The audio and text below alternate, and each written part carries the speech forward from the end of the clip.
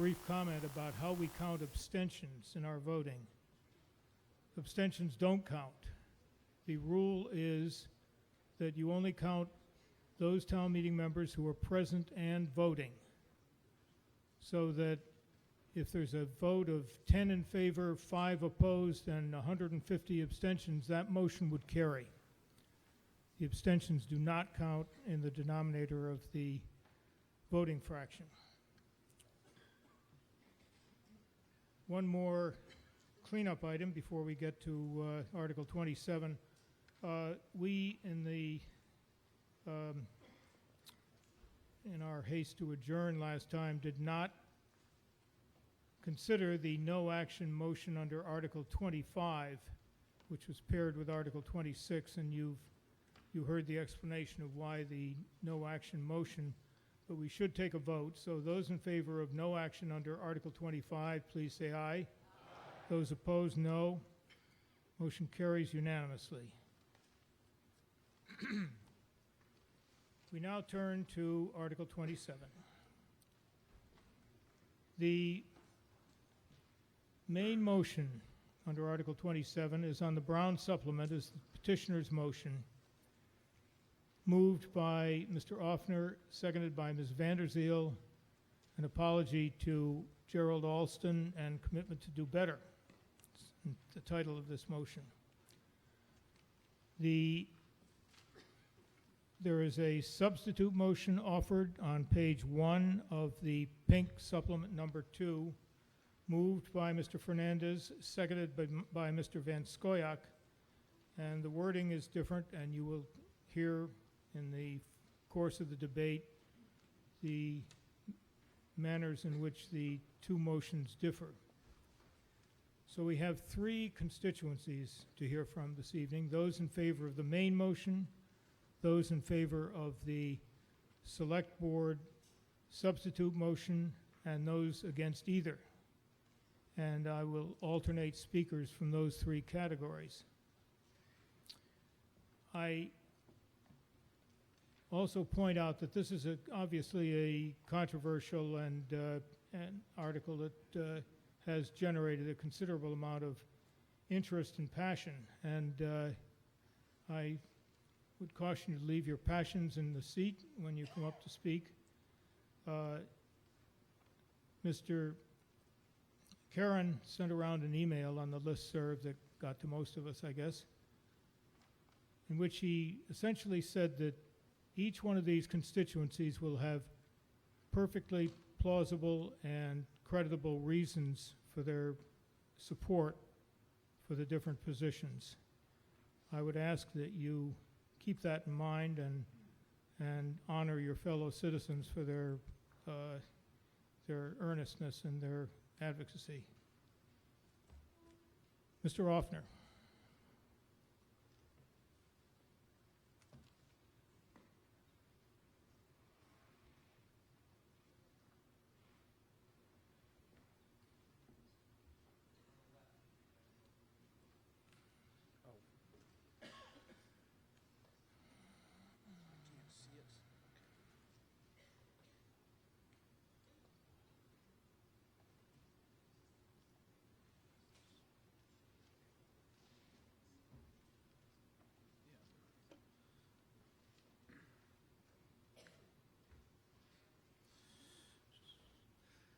Thank you, Mr. Gadsby. Mike Offner, petitioner, town meeting member, precinct 12. So the question is, why should we consider apologizing to Gerald Alston? Well, we fired Mr. Alston from his position, and he has filed legal complaints about that. And the Massachusetts Civil Service Commission has issued an opinion and an order.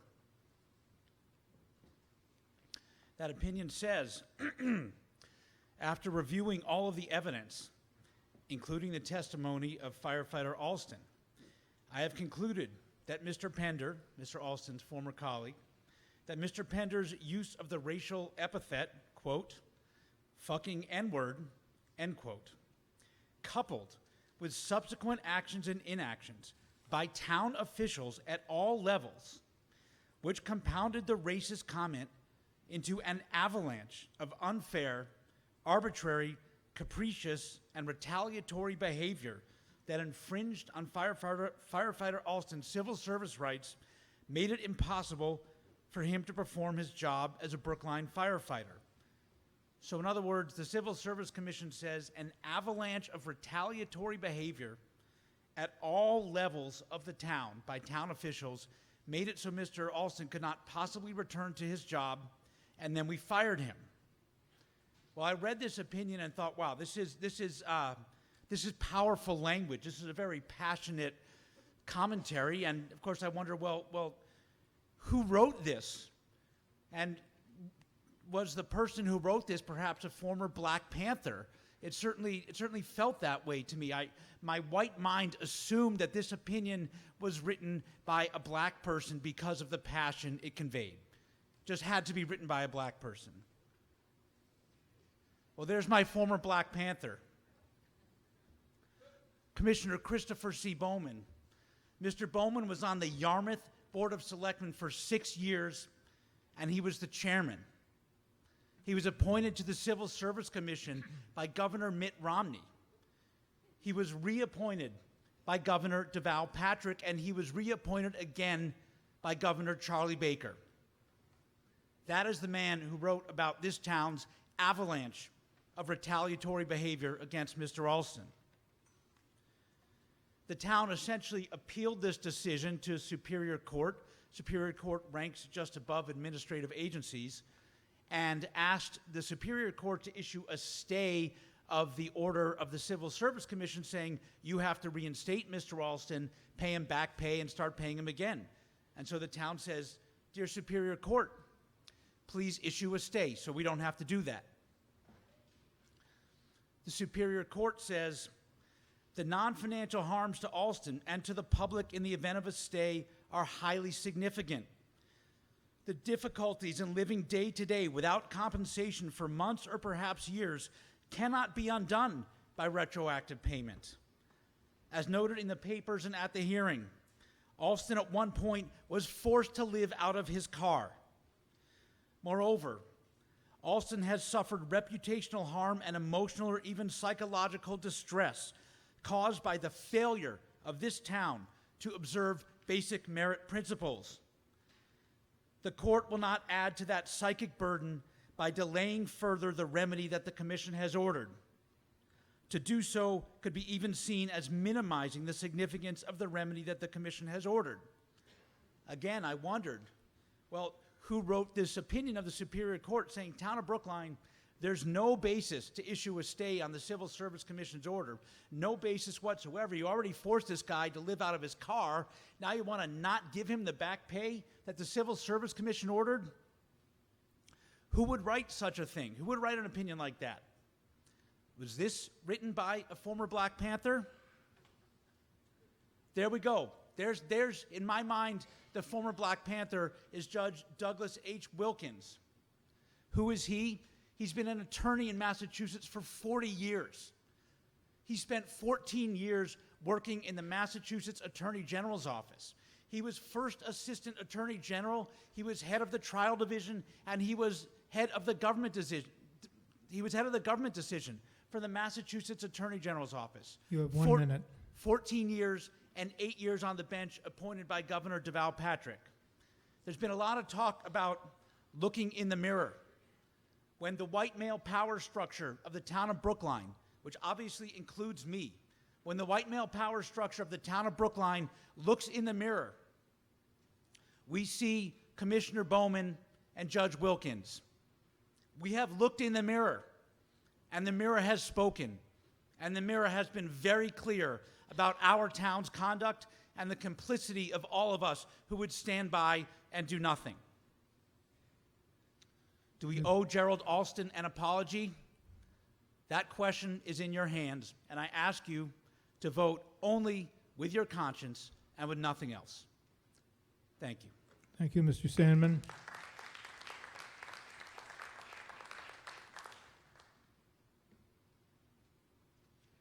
Mr. Sandman.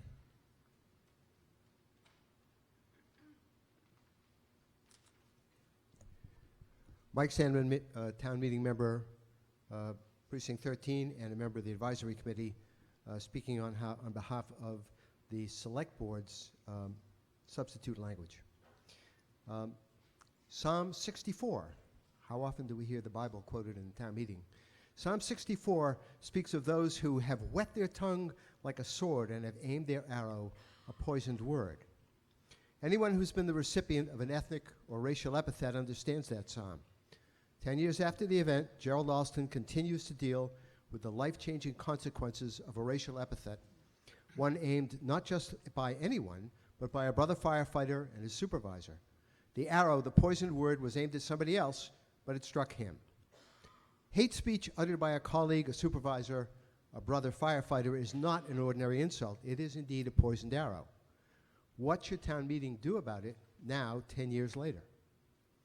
We've all had the opportunity to read a Civil Service Commission report detailing the legal ringer and rigmarole that Gerald Alston has been put through since he was struck by that verbal arrow. The final outcome of the Commission's order to reinstate him with full back pay is still pending. Also pending is litigation in federal district court stemming from actions taken by the town of Brookline subsequent to the voicemail message, the actions that were referred to by the petitioner. Article 27 is submitted by the petitioner, includes quotes from that Civil Service Commission report, even though the report is still under appeal, and it explicitly apologizes, something most of us want to do, and in fact can do individually at the Brookline Public Library at 6:30 p.m. on June 19th. The petitioner says that an apology expressed by town meeting cannot be considered as an admission of blame in a civil claim in a state court, and a jury would not be allowed to consider it, so we're not undermining Brookline's case in federal district court if we pass it as written. But according to several practicing attorneys, some of which you'll probably hear from tonight, and a litigator currently serving as a clerk in Boston Federal District Court, if town meeting acts favorably on Article 27, the article will be admissible as evidence to be put forth before a federal jury by Mr. Alston's attorney. As written, it could be used to attack Brookline in federal court. Even our well-meaning words can become poisoned arrows. The substitute motion endorsed by the Select Board expresses dismay at both the initial hate speech and the consequences that flowed from it, but without reference to the Civil Service Commission's order. Town Council has been consulted, and she has neither endorsed nor opposed the substitute motion. It was drafted by people who, like the petitioner, support an acknowledgement by town meeting of Mr. Alston's suffering. Some have said that the substitute amendment is watered down. It doesn't go far enough. Others have said that any resolution passed by town meeting puts the town of Brookline's case at a disadvantage. Drafting language that bridges such a gap is not easy.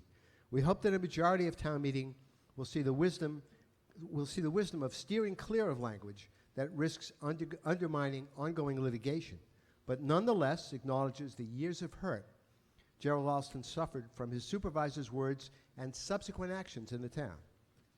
Our hope is that the substitute motion under Article 27 will help to advance a settlement that's in the best interest of all parties and not undermine Brookline's position. We all have an obligation, as the petitioner said, to use our conscience. We also have an obligation to protect Brookline. It's in the oath we took when we became town meeting members. You, have to balance those two responsibilities. Article 27, as submitted, does not meet that test. The substitute language deliberately seeks that balance. Please vote yes on the amendment, and if it's not adopted, please vote no, action on the petitioner's version. Thank you. Thank you, Ms. Hummel. A point of order. May I correct a factual misstatement inaccurately attributed to me?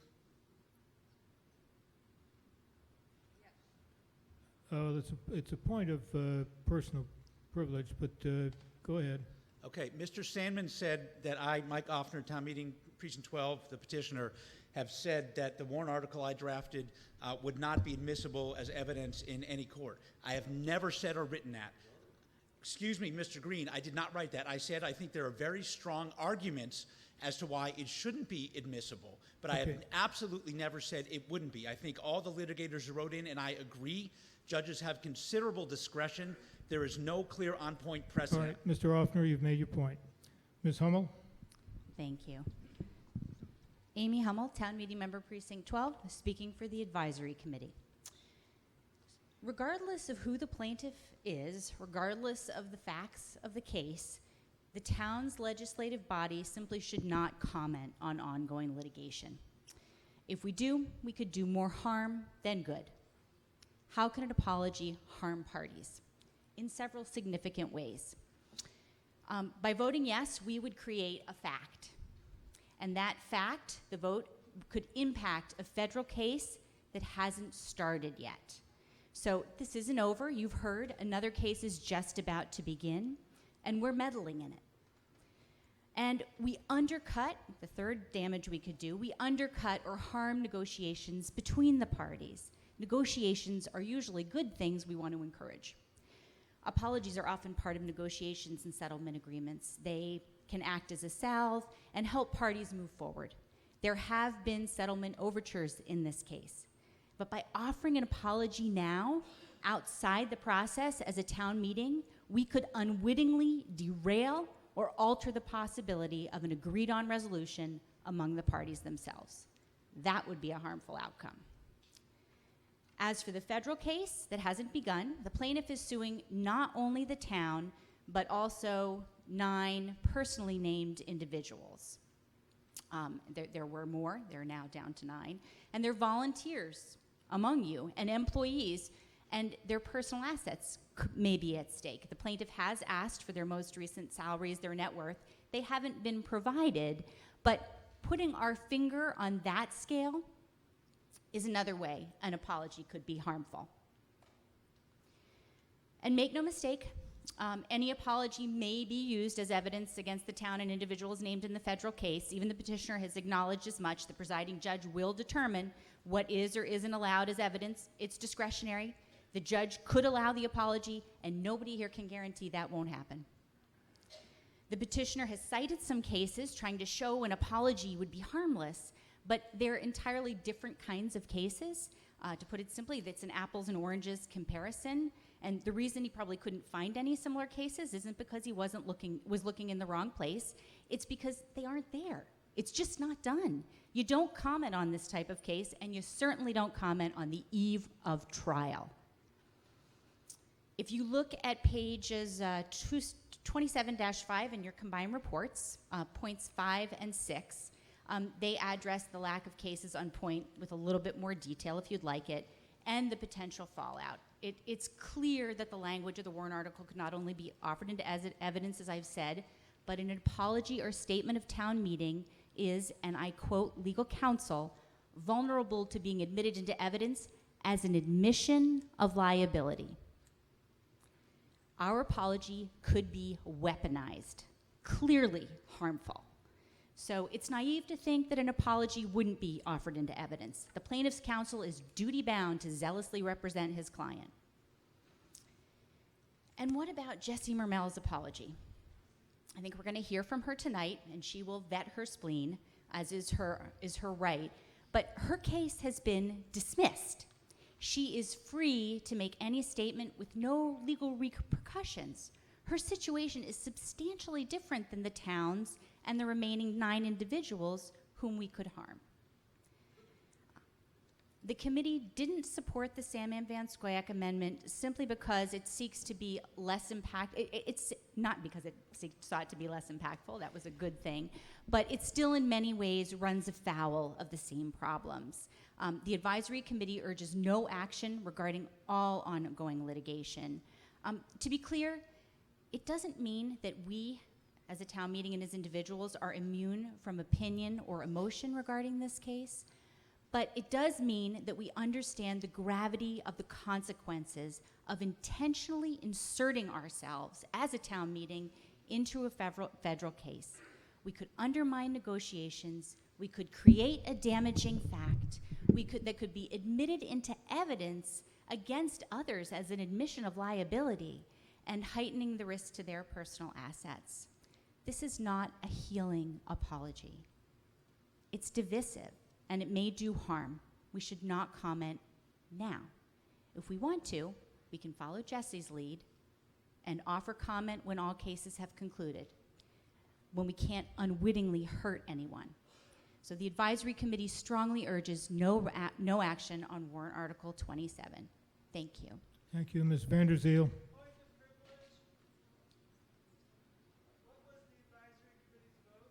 It's 10 to 9. I have a Ms. question, Ms. Mr. Moderator. Vanderzeel, you can have a seat, Mr. Fisher. We have several more speakers before we get to you.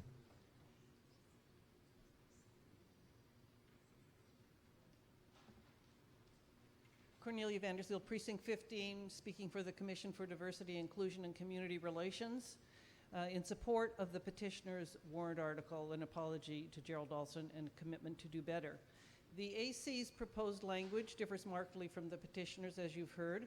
The AC seems to want to deal only with the initiating episodes of the wrongs suffered by Mr. Alston, in that it addresses only the hate speech, which, though egregious, would have been a minor episode, especially if it had been dealt with in an expeditious fashion.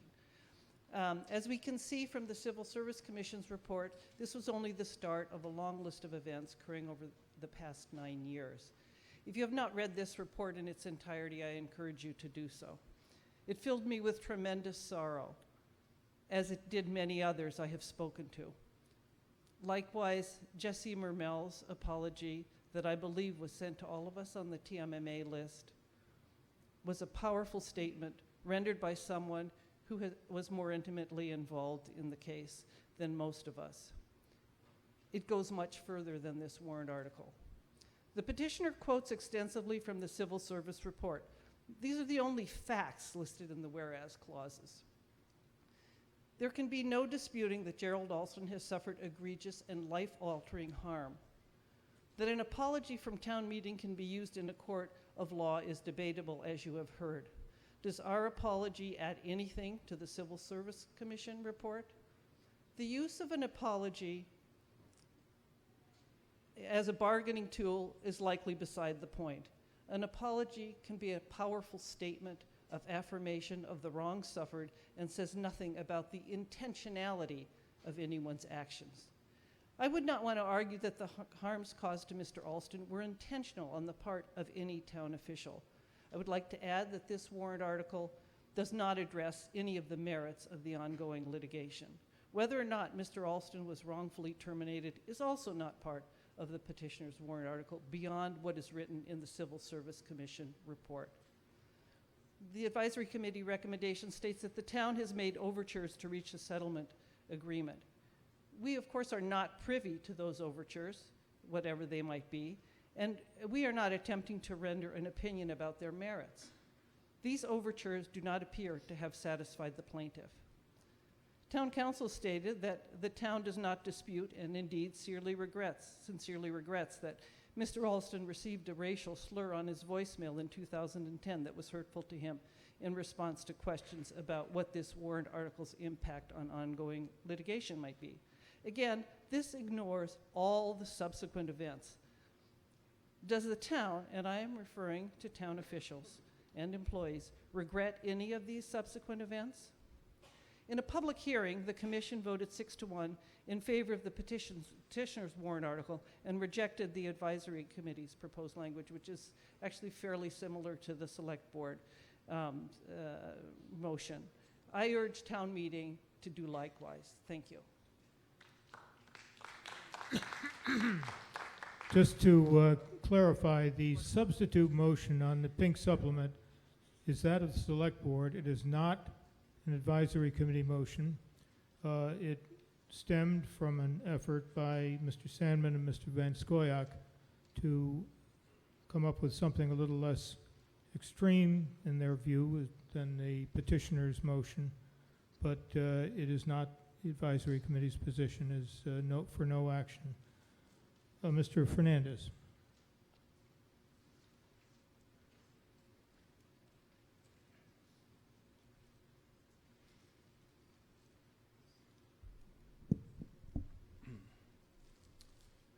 Raul Fernandez for a divided select board.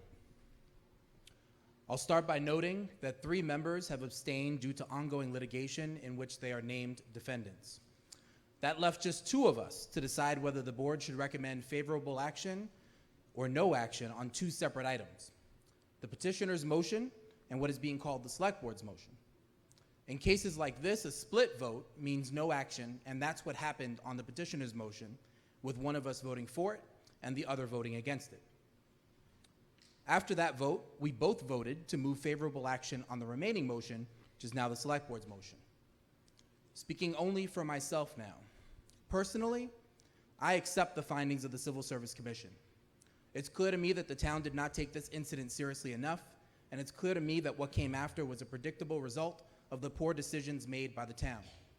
I believe we should settle this case in a way that attempts to make Mr. Alston as whole as possible while implementing reforms in our fire and other municipal departments, and yes, we should apologize. Some have advocated waiting until this case is resolved to apologize to Mr. Alston. Some have even said that we shouldn't give an apology away for free when it can be part of a settlement agreement. I hope we teach our kids better than that. Now, ladies and gentlemen, please hold your applause until the speaker is concluded. Thank you. I hope we teach our kids that apologies are to be given freely, sincerely, and without conditions, not withheld or leveraged for personal gain. That apologies should be given when they're due, not when it's most convenient to the transgressor. I did not get elected to continue defending this nearly decade-old case. I got elected to help bring it to a swift resolution. I don't know about you, but I'm not confident that the town will win this case, and frankly, I don't think we should. This is not new information. I've said this numerous times, including at a select board hearing as a town meeting member. Of course, I am just one newly elected member, and my words should not be construed as speaking for the entire board or even the town in this matter. However, I do believe I speak for a great many of us in this room and many more of our neighbors when I say Gerald Alston deserves an apology from the town of Brookline. He won't be getting it from the select board, at least not tonight, but he can get one from you, and he'll get one from me. Mr. Alston, I'm sorry that we let you down. I'm sorry that we didn't take what happened to you seriously enough, that we didn't stand with you, that we didn't bring the wrath of this board down on anyone who uses hate speech, particularly those in our employ, and especially those entrusted with the public safety. I am sorry that our actions caused you pain and damaged your reputation, and I am sorry that our actions lost you the wages you deserve and lost us a good firefighter. I'll commit to you that I'll stand up and speak out against all forms of hate speech and oppression, and then I'll work with willing select board and town meeting members to root it out from our government.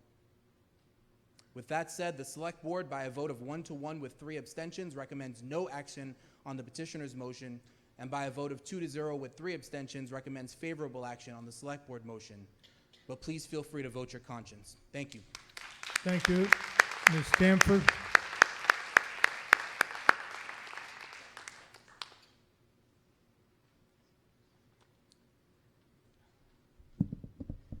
Claire Stamford, Town Meeting Member, Precinct 5.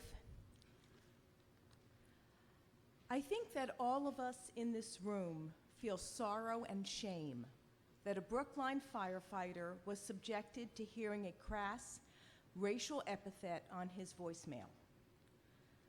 What actions can we take as town meeting members to help our community be aware of our prejudices and avoid being taken over by them? Already in this town meeting, we have taken actions which can be truly healing for our community. We have funded the Office of Diversity, Inclusion, and Community Relations. Among their many fiscal year 2019 accomplishments was sponsoring unconscious bias training for town staff, elected officials, and commissions. In the Advisory Committee Human Services Subcommittee, which initially heard this budget presentation, and of which I am a member, we inquired further about this training and hoped that such training would become a matter of course for all of us who serve Brookline, including all of us in town meeting. In 2017, 18, and 19, the town focused on its partnership with GARE and the GARE trainings for all departments. GARE, the Government Alliance on Race and Equity, which is a national network of government working to achieve racial equity and to advance opportunities for all. Also in 2018 and 19, human resources trainings focused on lawful and effective hiring practices, including uncovering unconscious bias, providing training to all of our department heads and hiring managers throughout the town departments.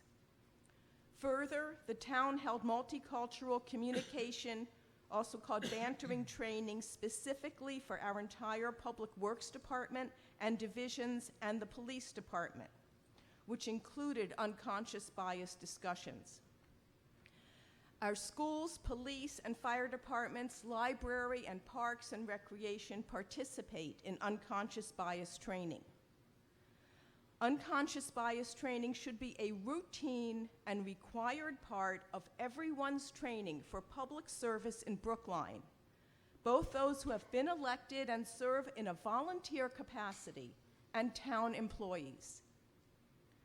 Article 26, which we passed Tuesday night, will have Brookline hire an independent professional consultant to perform a thorough equity review of our town, beginning with racial equity, and to make recommendations for our improvement. These actions taken by town meeting provide a path forward to help us move closer to attaining the goals of the petitioner of Article 27, quote, to engage in serious introspection, reflection, and open dialogue. I think that these are goals that we all share. Article 27 itself does not move us closer to achieving these worthy shared goals. We actually do not ever know everything about litigated cases. We only know what is publicly published and what is said in the press. In cases that are currently litigated, including appeals, it is wrong for those in town government who are not directly involved in the active litigation and indeed do not know all the facts to interfere with that legal process in any way. Town meeting is the official body representative of all of Brookline. Whatever we pass will become news and may be used as evidence. In this situation, the best thing that we can do is to do nothing that could prejudge litigation and make it harder to resolve these painful issues for all concerned. Like our town departments who are taking closer looks at themselves, we must keep taking the slow, difficult steps involved in learning to see our own biases. We must improve ourselves. This is about all of us, everyone in this room You have and 1 minute. everyone in our town. Let's not make active litigation even more difficult for everyone. Please vote no action on Article 27. And because we cannot be assured that it won't be used in evidence, please vote no action on the additional motion. Now, Mr. Fisher and Ms. Silba, we're going to hear from 5 more speakers before we get to you, and I'll call on you, numbers 1 and 2, when we get to Q&A. Thank you, Thank Mr. you. Moderator. Mr. Levy? Yes, you're the only one with that name, I believe.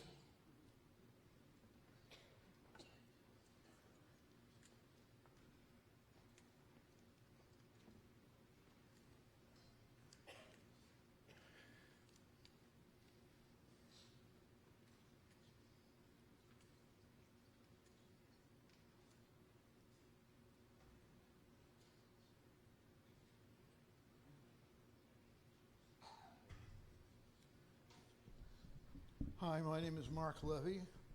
I'm a town meeting member from Precinct 7. And as we've gone through the papers and the opinions and tonight's debate, I'm not sure if this resolution is coming at a really terrible time or at the most opportune time possible. It is time for the town to face up to the culture that I believe led to Mr. Alston's being treated in a way that was blind to his real needs and left the town open to the decision of the Civil Service Commission that the town allowed a hostile work environment to exist, and in fact did nothing to oppose it. And their own actions may have contributed to that hostile environment. I'm not saying that this was a racist act by racist people. On a one-to-one basis, I think the select board and other town officials went out of their way to treat Mr. Alston fairly. But I think their own bias, that's unconscious bias, and the culture of the town, which values not rocking the boat above almost anything else, led to a very poor series of decisions on the town's part. The most important thing I want to say tonight, though, is that whether you vote no action or favorable action on the motion by the petitioner, please do not vote favorable action on the selectman's motion. It seems to me disingenuous. It essentially says that it wasn't our fault, we didn't do anything wrong. That guy who left the message on the telephone, he's the only one at fault. And besides which, we're going to make sure we don't make those same mistakes again. We're going to protect the town from hate speech. And they say nothing about the more important issues, which was the town's constant backing away from enforcing civil rights remedies, from holding Mr. Pender responsible in a serious way for his action with serious punishment, and did nothing while the hostile environment grew, including due in part to the Captain Pender's using his training position to put, quote unquote, his side before new trainees, poisoning the environment even further. I personally will be voting for the petitioner's motion. I think if you're going to take responsibility, it's not a matter of saying I regret that somebody else did something wrong, and we'll try to make sure that somebody else doesn't do something wrong in the future. I think in this case, there's already on record the civil service decision that outlines very clearly the errors in judgment that the town made. And I don't think we're going to poison the well any further than that decision already has. And I think it's important at this point in our history that we go beyond feel-good votes and go into, as we've begun to do with the outside consultant, real action to confront the culture of the town. You have 1 minute. Thank you. And I think the best way to do that is to pass the petitioner's motion. I think the worst way to do that is to pass the selectman's motion. The town has to take responsibility for what the town did, not for what an individual firefighter did. And that's where I stand. Thank you. Thank you, Mr. Van Scoyoc.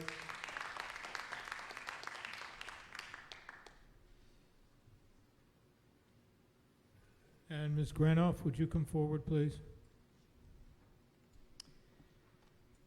Good evening. I'm John Van Scoyoc, Town Meeting Member, Precinct 13. And I want to assure my good friend Mark, and he really is my good friend, there's nothing disingenuous about the substitute resolution as moved by the Select Board. It's found in supplement number 4 under Article 27. For those of you referencing the online version, it's on pages 479 and 480. The title line sums up what this is all about, and I'm going to quote, "A pledge to recognize the hurt caused by hate speech and to recommit to a hate-free town of Brookline." The words are idealistic, but they reflect the Brookline that I know from 45 years as a local citizen. Brookline has been under my skin and in my heart ever since I took a job here back in 1975. I was hired to edit the local weekly newspaper known as the Brookline Chronicle-Citizen. I was new to Brookline. I had a lot to learn. One of my first learning experiences was with a woman who would hand-deliver news about performances by her husband, a violinist. And with each publicity release, she included a photo of her husband with his violin. Without fail, after each publication, she would retrieve the photo. It was her only copy. The violinist's name was Percy Brand. He had survived the Buchenwald concentration camp in Germany. Playing the violin saved his life during the Holocaust. In short order, I learned that it was not unusual to meet survivors of the Nazi death camps or their descendants leading everyday lives in Brookline. One day on Harvard Street, one survivor rolled up his sleeve and showed me the number tattooed on his skin. This reality is why Brookline is where the Teaching History and Ourselves curriculum was founded, so that the lessons of the Holocaust would never be forgotten. That's one piece of the Brookline I know. Another piece was discovering the rich complexity of the populations that settled and came and went and raised and educated their children here. Our son Robert and daughter Ellen attended Brookline High in the 1990s. An annual feature of graduation ceremonies was the celebration of the dozens of nationalities and ethnicities represented at the high school. True then, true today. Another piece from the 1990s was experiencing the struggle to build the new Lincoln School.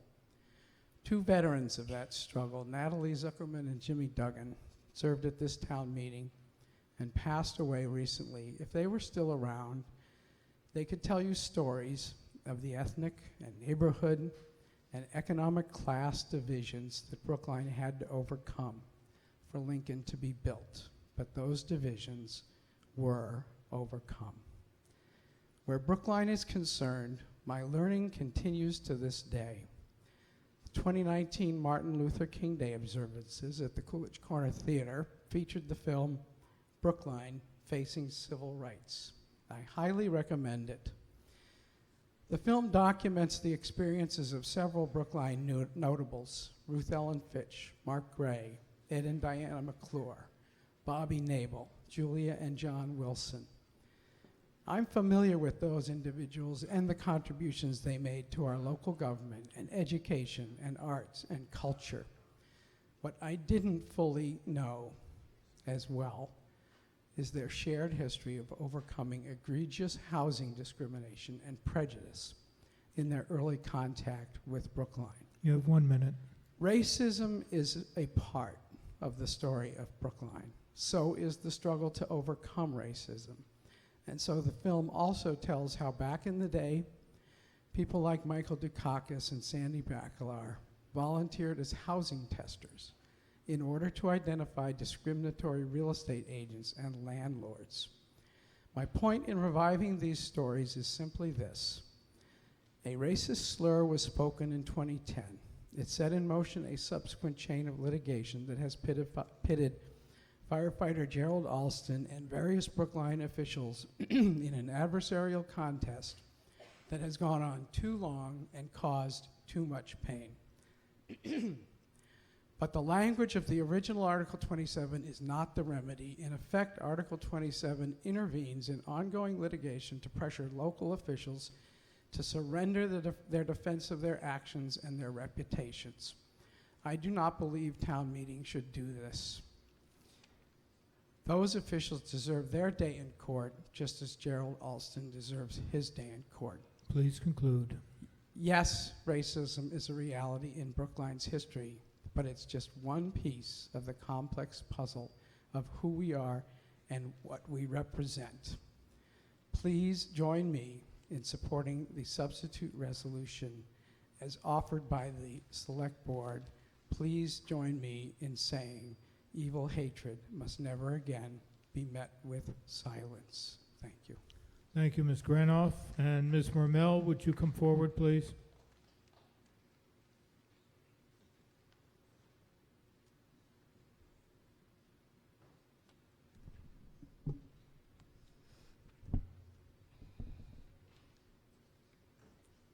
Susan Granoff, Town Meeting Member, Precinct 7. This is a hard decision that all of us face here tonight. Offering Mr. Alston an apology might feel like the right thing to do. It would be a way to express our sympathy for Mr. Alston and to show that we're against racism. It would be a way to express our frustration at how long it's been taking for this ugly case to be resolved. It would make us feel good about ourselves. But offering an apology now, while it might make us feel good personally as individuals, would be a mistake for town meeting to enact. And the financial costs of this mistake would be paid for by our town, our constituents, and our town's children for years to come. The key problem with passing this resolution now is its premature timing, when settlement negotiations are still ongoing and when Mr. Alston's federal lawsuit against the town has yet to be tried. It would be far better to wait until all legal matters have been resolved and then issue an apology. I speak from my years of experience as a lawyer and as a litigator specializing in employment law, and as someone who has participated in many negotiations seeking to resolve similar matters, including wrongful termination cases such as this. I believe that an apology now by town meeting would be unwise for at least 3 reasons. It would make it more difficult for the town to settle this matter. It could be used as evidence against the town in federal court, and it could result in the town having to spend millions of dollars more to resolve this matter than it otherwise would have to. With respect to settlement, an apology would make a settlement with Mr. Alston either more costly to the town or less likely to be reached at all. Getting a public apology from a defendant is one of the strongest inducements for any plaintiff to settle. Why? Because normally a plaintiff can't get a public apology any other way. Even if a plaintiff wins at court, he doesn't get an apology. But if town meeting eliminates this unique benefit of settlement by prematurely offering an apology to the plaintiff now, it will mean that either the town will have to pay the plaintiff a lot more money to induce him to settle, or no settlement at all will be reached.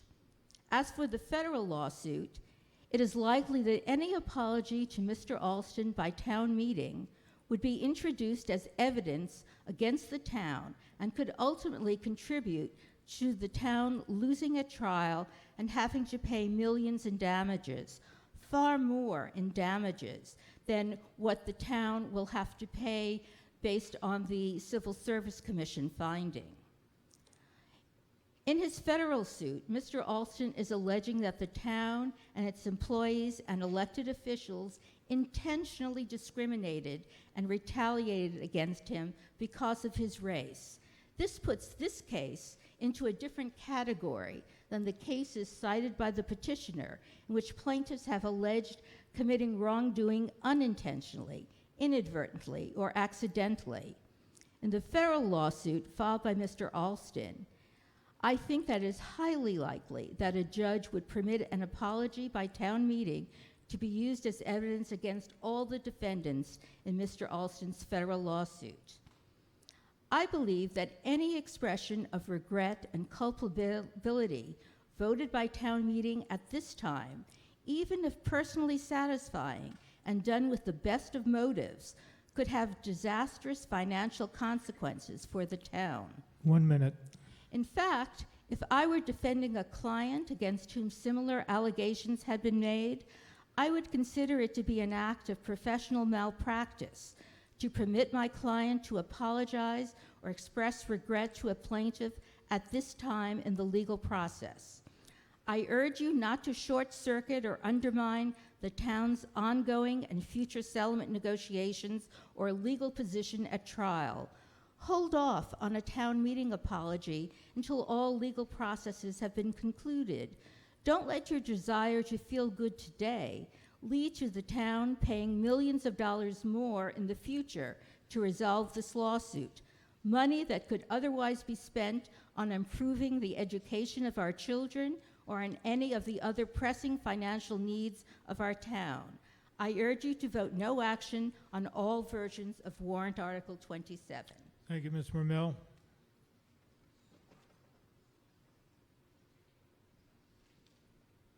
Welcome back. Thank you.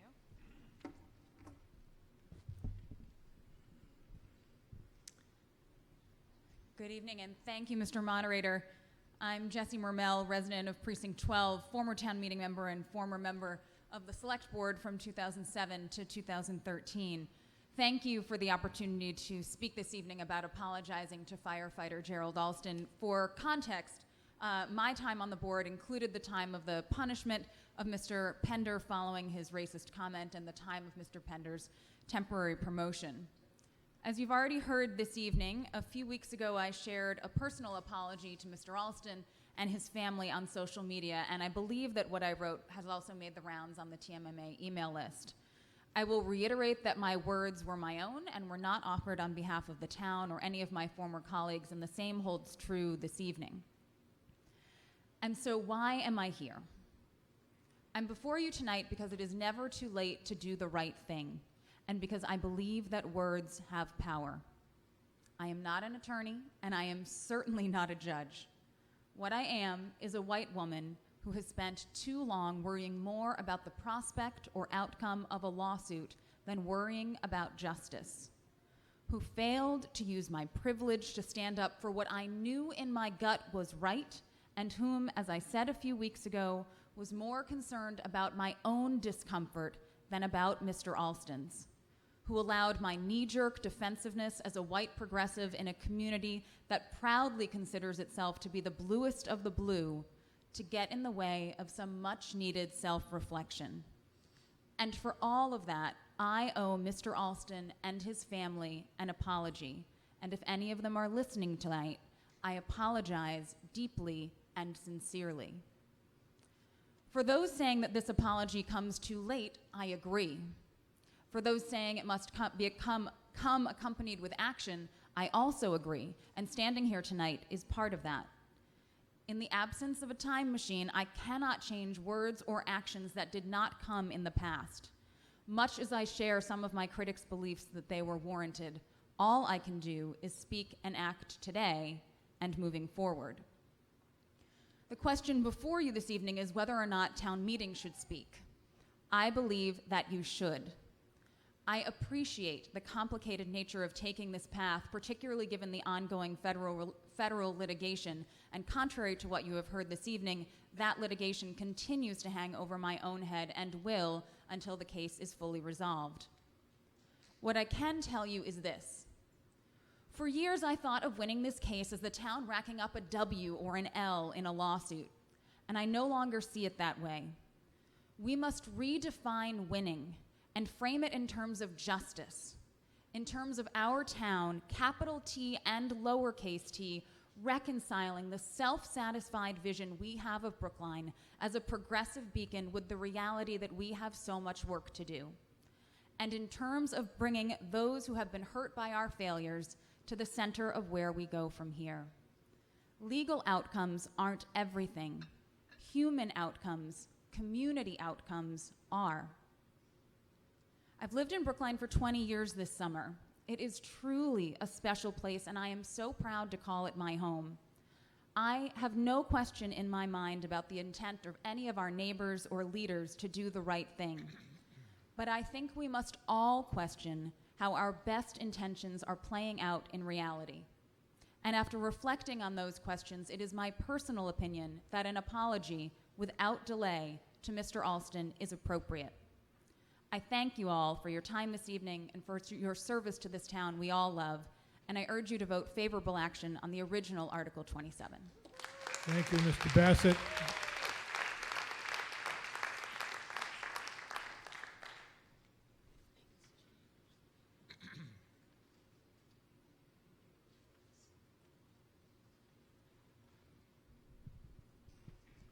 Thank you, Mr. Moderator. John Bassett, Precinct 6. I urge no action on both the substitute motion and the resolution. We have only heard one side of the argument, and we can only hear one side of the argument. The lawsuit was, I think, a mess, mistaken in at least two ways. The attorneys for Mr. Alston sued, as has been mentioned, sued the town officials individually as well as in their capacity as town officials. Therefore, there, as was also mentioned by a couple of speakers, their personal assets are at risk, and if the case is decided against them, they could lose substantially personally. I do not want this case to succeed, largely for that reason. Because of that, partly because of that, they have been advised by their attorneys not to speak publicly. So we can only hear one side of the argument.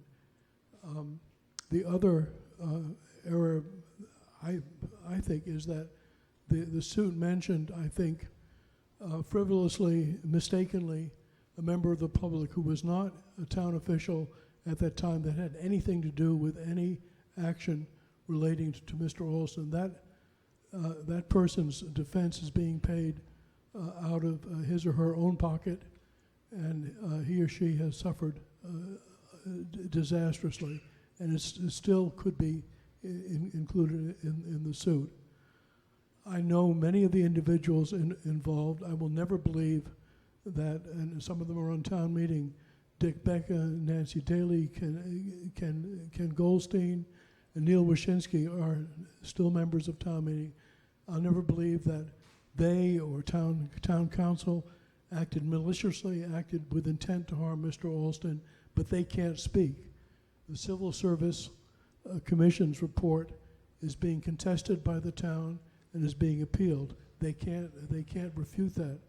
If we pass these resolutions now, we are certainly, I believe, not being an attorney, I believe the attorneys who say that we may be actually inappropriately impacting the lawsuits in progress. And if we do so, we will be doing so after hearing only one side of the argument. Please vote no action on the substitute motion and no action on Article 27. Thank you. Thank you, Mr. Fisher. And if there are any other members of the town meeting that would like to ask questions or offer comments, please come to a microphone. If I can make one comment before I ask my questions, I would suggest that we are hearing only one side of the argument, and that's the town side. Mr. Alston isn't here, his counsel isn't here, we're not hearing anything from the other side, we're hearing what's good for the town. And I suggest that part of making an apology is about recognizing what the town's done to this individual. I speak not as a lawyer, but I speak as a member of town meeting who feels an obligation to do the right thing for the town. My first question is out of concern for my brother town meeting members and the others who serve the town. Am I correct in saying that if the town settled with Mr. Alston, there would be no personal exposure to anyone because there would be a settlement and a dismissal of all claims? The second question I have, if I can ask several questions. The second question I have is, to the extent that, as I have heard, it is the plaintiff or the plaintiff's counsel who is being difficult about negotiations, wouldn't a Rule 69 offer of judgment, which poses a burden on the plaintiff if the plaintiff rejects the offer and then doesn't win that much in the litigation, wouldn't that, has the town contemplated or done such a, or made such an offer of judgment? And if not, why not? And Mr. Fisher, you know, you're getting into an area that I think it's unfair to ask the town to respond to these questions. This is a matter of litigation strategy, and I'm not going to allow the questions. If I could ask my next question. Go ahead. We've heard a lot about about the potential cost to the town for us voting this way. Could I ask if we could hear the converse of the cost to us of not voting this apology, which would accelerate, perhaps pressure the town into paying. No. Hold on, let me finish. Go ahead and finish, but There is a cost to continuing the litigation. I think it's fair for us, if we're going to vote this as the body that votes the budget, it's fair for us to know what it's going to cost the town to continue the litigation to the end, what it's going to cost the town to continue the litigation to trial, through trial, and to the end if the town appeals a losing verdict. Now, we're entitled to know what that costs, and I'd like to know whether the town has received from town council an assessment of the cost of settlement now. Now, Mr. Fisher, as opposed to the Mr. cost. Fisher, you are a trial lawyer, and you understand that it's virtually impossible to estimate the costs of future litigation in a matter such as this. But I'll certainly allow Mr. Kleckner to respond to your question about whether he has been advised about the cost of future litigation. Yes or no, Mr. Kleckner? He declines to answer, and I don't blame him. Respectfully, I think we're entitled to know, if we're being told that this is going to cost the town, we're entitled to know what it costs the town to do the right thing and what it costs the town to continue. Thank you. Ms. Silbaugh? Kate Silbaugh, town meeting member, Precinct 1, and I have a question. I am going to vote yes on the underlying motion.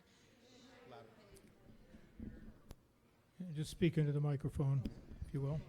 Closer. Kate Silbaugh, town meeting member, Precinct 1. I have a question. I am going to vote yes on the underlying motion.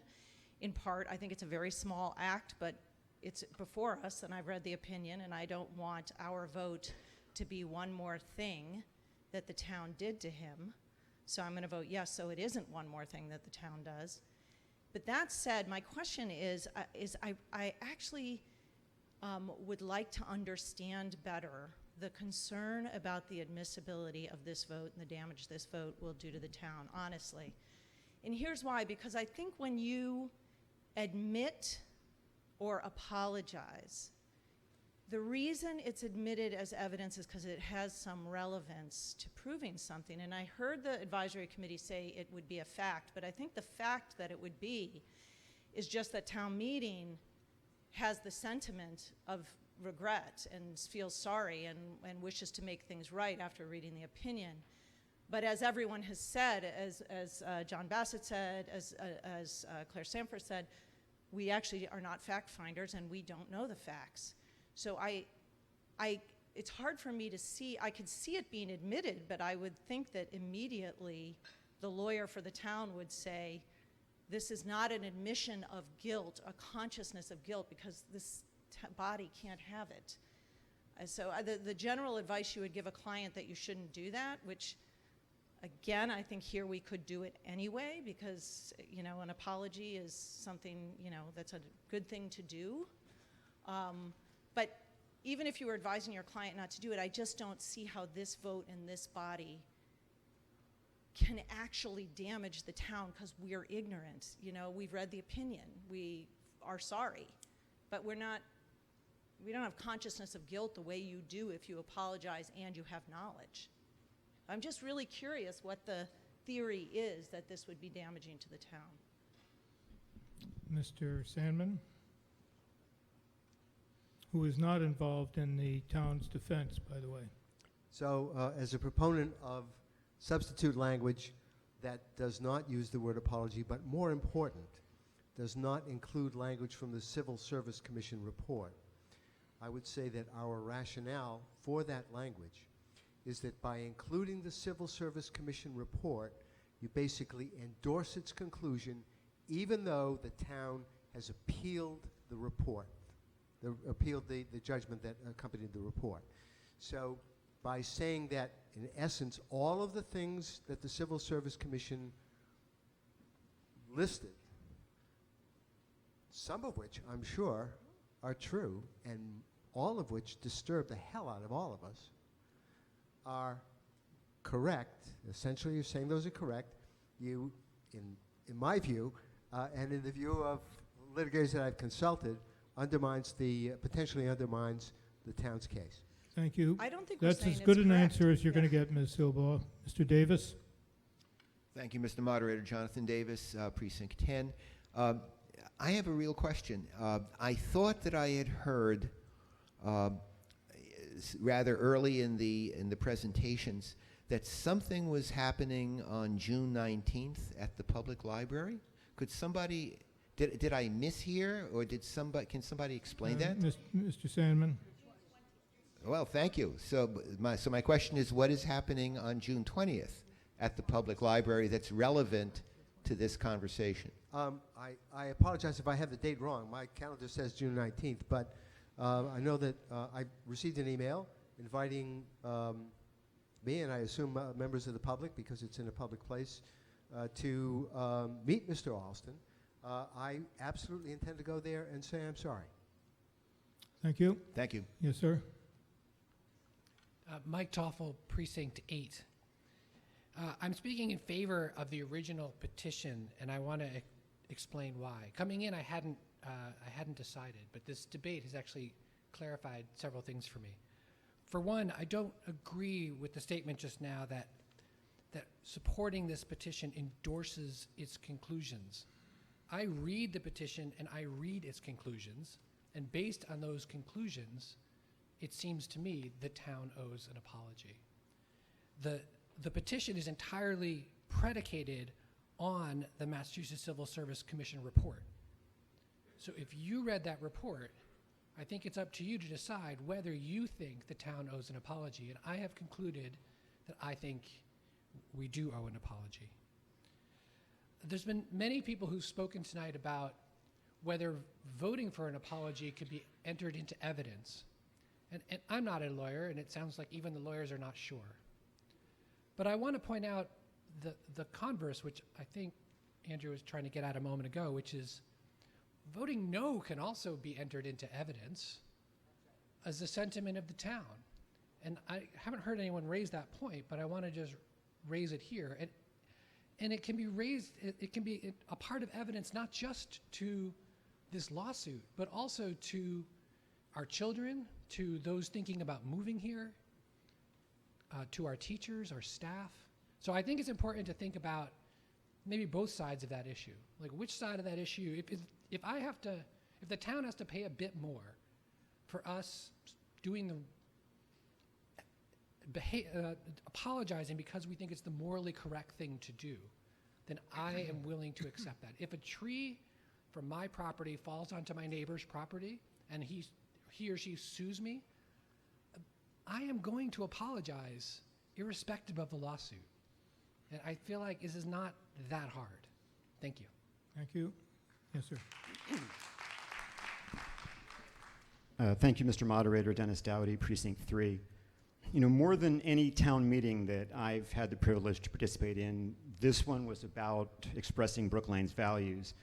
And that was most clear to me on Tuesday night, because then we expanded the ban on cigarette sales, despite at the time being presented with credible and compelling evidence showing that our local merchants might bear significant additional costs.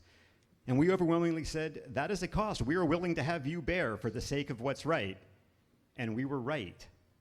And in this case, we should be willing to assume what is, in my opinion, a much smaller risk, particularly hearing some of the other comments, of an admittedly unknown cost, but I think a smaller risk of incurring that cost.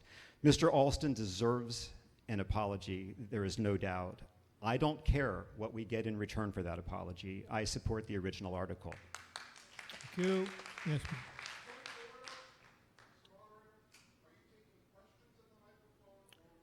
No, I'm taking questions and comments, Mr. Burstein.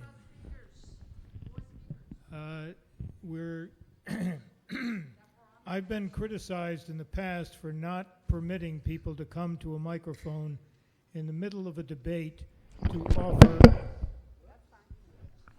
offer comments that the debate has suggested ought to be made.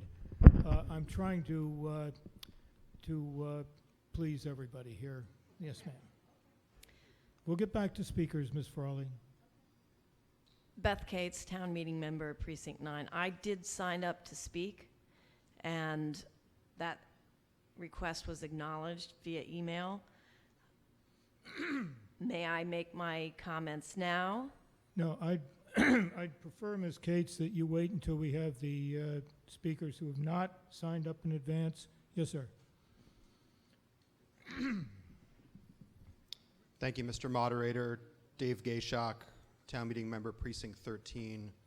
A brief comment and a question. The comment is to echo what many others in this room have said. Litigation is not an end, it's a tool, it's a means to an end.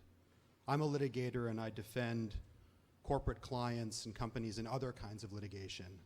And what I tell them is, winning or losing the litigation is not the goal. Determine what is the goal and how the litigation outcome fits into that overall strategy.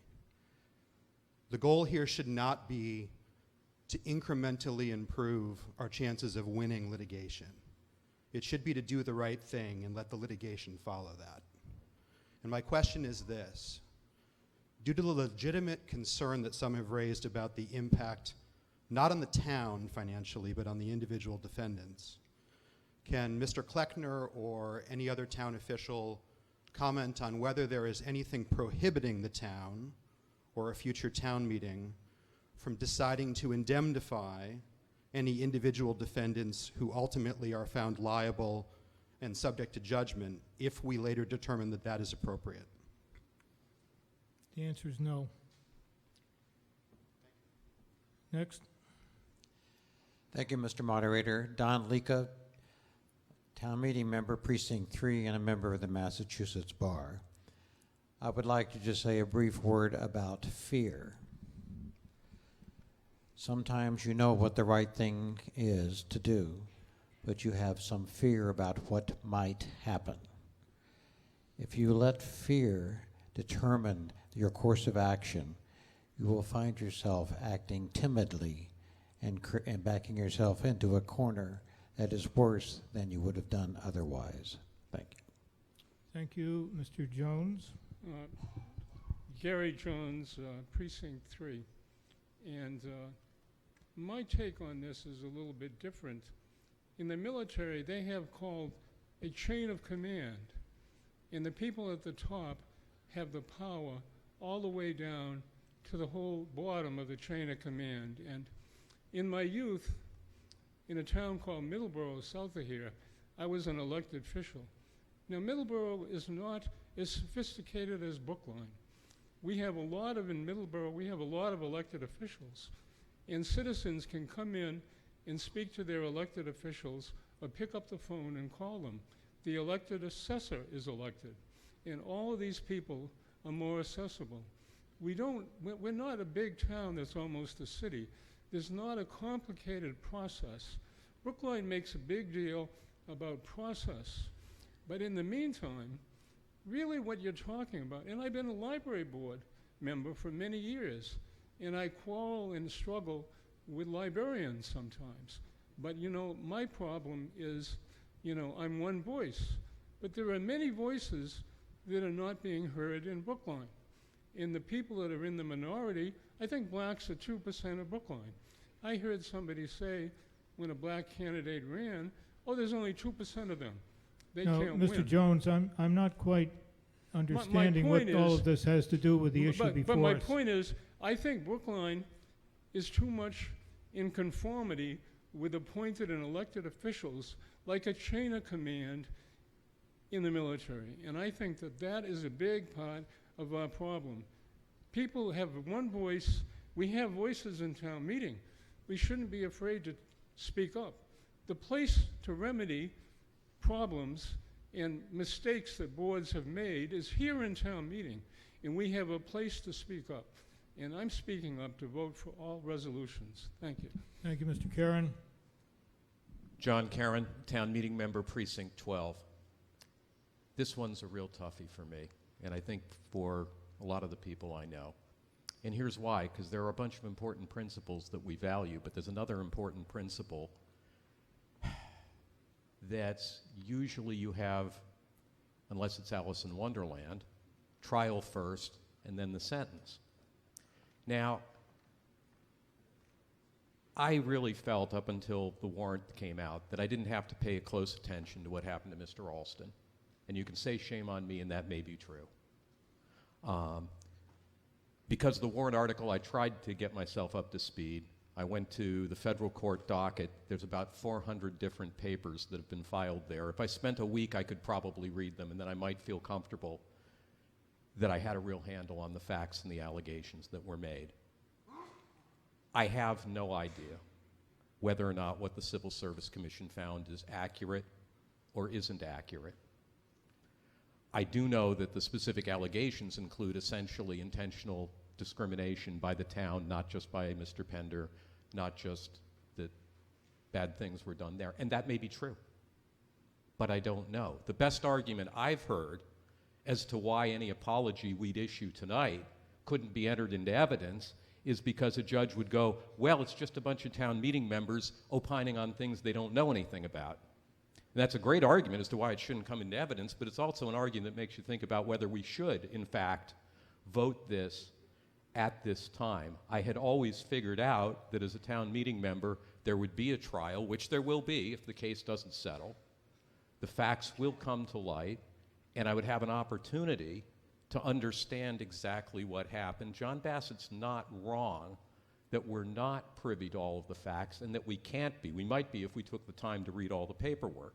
Now, I'm very uncomfortable, on the other hand, because there's another important value that I hope, and I think most all of us subscribe to, which is racial slurs are intolerable. You can't say that to people. You can't tolerate town employees saying that to people, and you have to take that very seriously.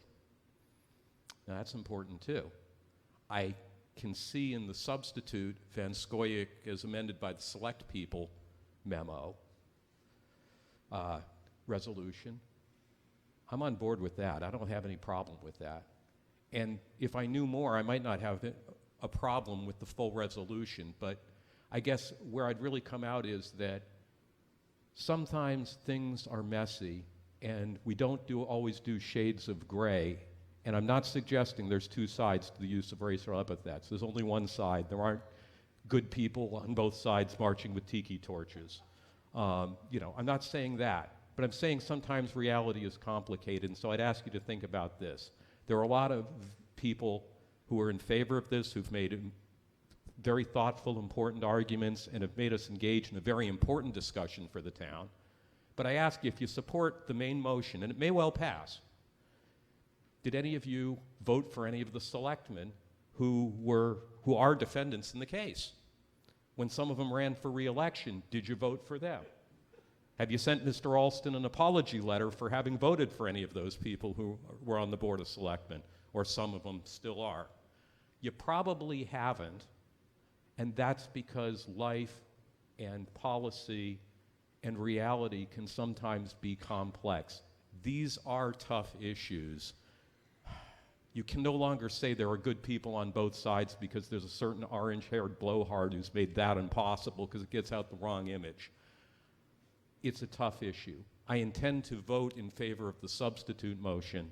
I'm not comfortable because I don't feel I know enough yet about what actually happened to, at this stage, vote for the main motion. But if this thing goes to trial or there's a settlement and this comes back, I'm not saying I wouldn't. So that's what I've got to say. Thank you, Ms. Myers. Judy Myers, Town Meeting Member, Precinct 12. I almost... Closer to the mic. You can't hear me? That's the first. Okay, Judy Myers, Town Meeting Member, Precinct 12. I will just say this. I personally would like to apologize. I have been cringing for years in this matter. I know the selectmen have also been cringing for years in this matter. People may not believe it, but I believe they have. I think everybody feels terrible. The easiest thing for me to do tonight would just be to support the main motion. The second easiest thing for me to do would be to support the substitute motion by the selectmen and by put forth by Mr. Sandman and Mr. Van Scoyoc. I would just say this. As a retired attorney, I have to think back, what would I advise my client during litigation? And if I can't honestly say that I would advise my client to say anything, and I wouldn't advise my client to say anything that could potentially interfere with settlement discussions, then for me to go and take a vote on either of these motions, and I agree that the Select Board supplemental recommendation doesn't have as much of a chance of doing any damage, but even in the small chance that it might, if I wouldn't advise a client to do it, I can't do it myself. I can go to the evening that Arthur Conquest has organized, that he notified all of us about, that I put on my calendar the moment I received his email. I intend to go. I don't know what I'm going to say to Mr. Ralston at that point, if I'm going to say anything. I may just listen that night, but I will certainly be there. So my only statement to everyone is, I'm doing tonight what I consider the most uncomfortable, difficult vote, which is to vote no on both the main motion and the supplemental motion. Thank you. Yes.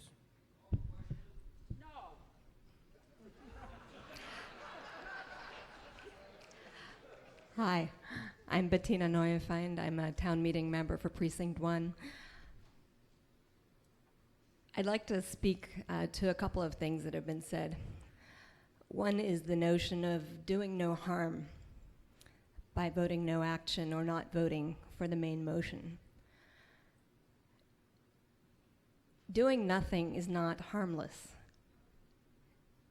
Voting no action is not doing no harm.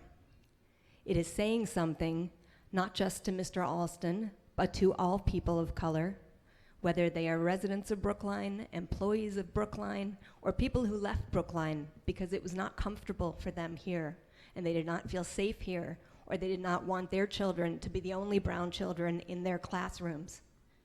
To my friends and colleagues who have spent years here only to leave because they did not feel comfortable here and did not feel safe here.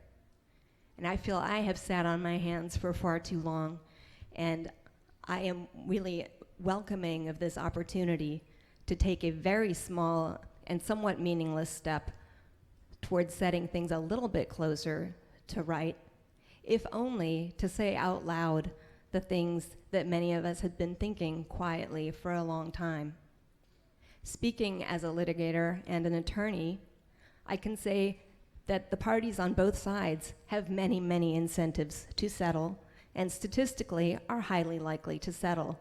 I am not concerned that this will end in endless and extremely cost-prohibitive litigation. I could be wrong, but that's a chance I'm willing to take.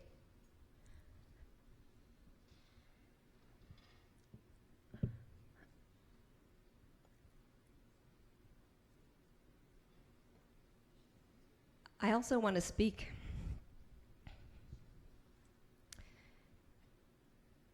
to what I think something that we all take for granted, which is that the litigation process will somehow give us the correct answer if it is allowed to play out. And speaking as somebody who has been a longtime poverty lawyer, I can tell you that that is not how litigation works. The way litigation works is that the people with the better lawyers win, the people with more money win because they can outlast the people with less money. So I do not think that we benefit from holding our breath and waiting for the end of this litigation to somehow cast the light of justice upon all of us.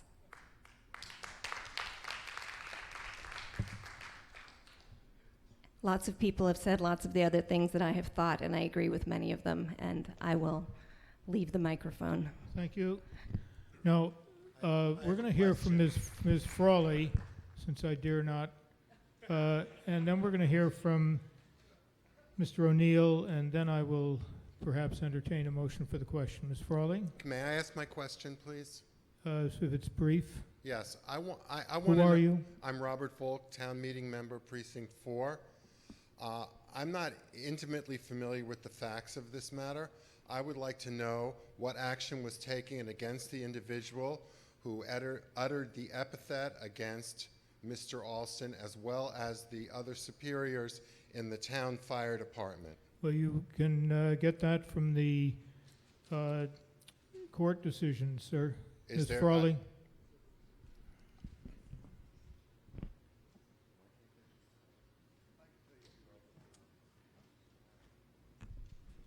Regina Frawley, Town Meeting Member from Precinct 16. Thank you, Mr. Moderator.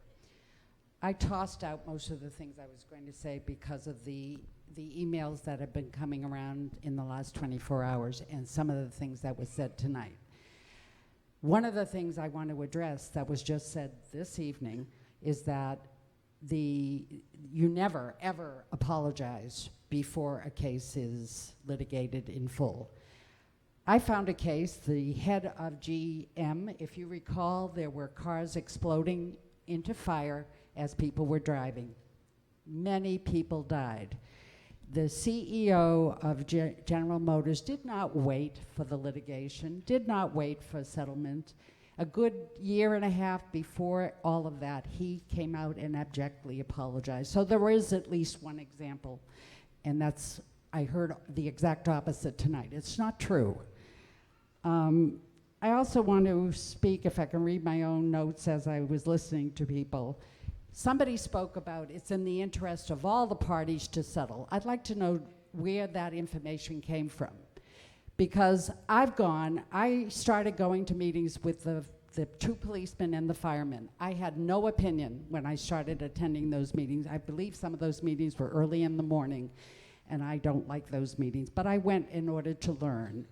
And in learning, I came to conclusions about not only the facts, which I also did a lot of extra work on the behalf of Mr. Alston's case, but also the process and the way people were treated. Some people in this room remember when the selectmen got up and left the room, didn't want to hear from the public. There were town meeting members there who opposed all the actions of the Board of Selectmen, and nobody listened. We had no voice. Tonight we have a voice.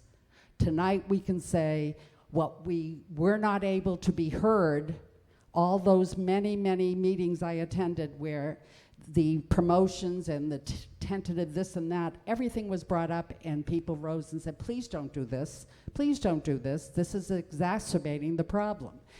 I also want to address the substitute motion for 2 points. First of all, it's a reductio ad absurdum. They are taking the actions of the town of Brookline's officials to be nothing more than the original epithet that was unacceptably said. This is way beyond that. The apology is way beyond that. The apology is addressing the behavior of the town, not just the epithet.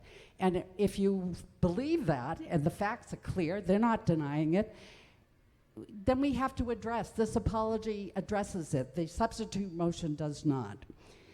Secondly, I was also to deal with the allegations about the affecting the lawsuit. Everybody here who's ever been around me knows I've written a lot of warrant articles about process, because I believe if you don't have a good process, you don't get a good outcome. So, and that's what all these litigations are about, finding the way to delay something so you as the poverty attorney just said, you can break the weaker side just because they have to settle. This is the case that has yet to be settled. This is the one case I've been watching for the last 19 years that had substantive reason to go forward, and yet all of them were settled. There's a lot more cases people don't know about. They were settled because people had to feed their families. They had to do what they had to do. If that's the case, the original objection I had was, according to Mr. Van Scoyac, that both the... You have 1 minute. That Mr. Green and Town Council signed off on the wording of their article, and Mr. Green had some input into that. They're not worried about that going to court. Clearly, they think that doesn't matter. So they participated in what the state would ordinarily call the appearance of a conflict, if not a real conflict of interest. They had no problem doing that. Mr. Van Scoyac personally told me that their roles, despite what somebody tried to say tonight. So with that in mind, of course I'm supporting Article 27 as written. I understand the busy lives you have and why you haven't gotten involved in this until the very end, but some of us have, and we have also read the 83 pages of the civil service. And we've attended even some of the court hearings. With that in mind, I do want to also mention that it has been very helpful to many of us to see a government agency start to make redress for a wrong most of us in this room agree Please conclude, happened. Ms. Frawley. I am concluding. Thank you. And the conclusion is Didn't sound like it to me. that, unfortunately, and you will apologize for this yourself, I wanted to announce to everyone here that the actions of the various bodies other than Brookline have been very comforting to his mother. Tonight, she will not be here to hear this. As someone said, the family, she died yesterday. Let's do the right thing for the rest of his family. Mr. O'Neill.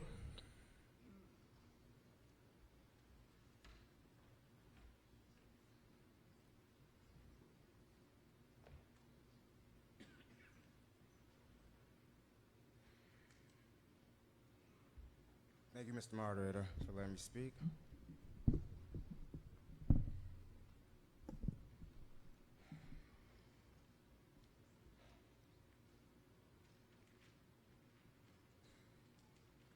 All right, so a lot of you are going to be surprised about my answer and how I'm voting on Yeah, this. Mr. O'Neill. My name is identify- Darnell O'Neill Sr. I'm town meeting member from Precinct 4. I'm standing before this body in opposition of this warrant article and standing for changed behavior and accountability of Brookline's department heads and boards.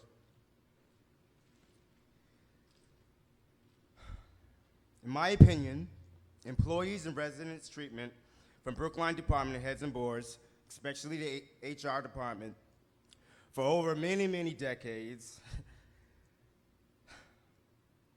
has been inhumane, heartless, cruel, inconsiderate, and unsympathetic. Some department heads and boards, while maintaining this stability, have destroyed the stability, job security, sanity, physical and mental health, family togetherness, and the belief in humanity for so many people like me. Gerald Zosman's situation was horrible, but this resolution won't activate changed behavior amongst the HR or select board or department heads. It's horrible what happened to Mr. Alston, but he's been reinstated, no one mentioned that, and is receiving back pay from October 2016. And although this resolution is non-binding, it will definitely be used in court. For the sake of peace, some want an apology.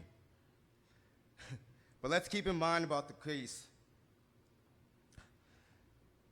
There's independent individuals whose lives are at stake here, volunteers.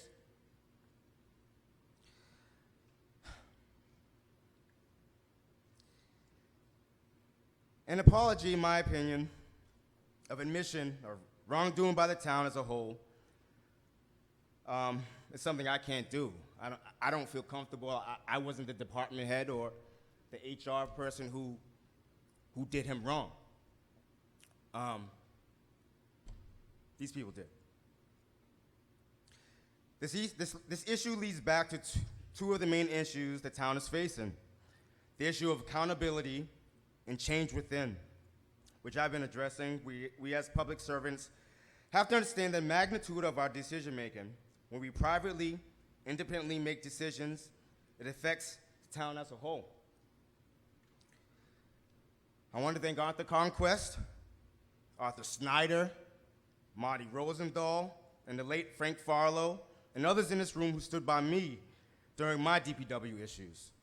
Yes, I was the chocolate chip in the highway department cookie. I don't want to take up too much time, but department heads, there was a commissioner there who said, you know, you just live here, but I run the town. So, I'm going to say that one more time. The department head told me, you just live here, but I run the town. Okay?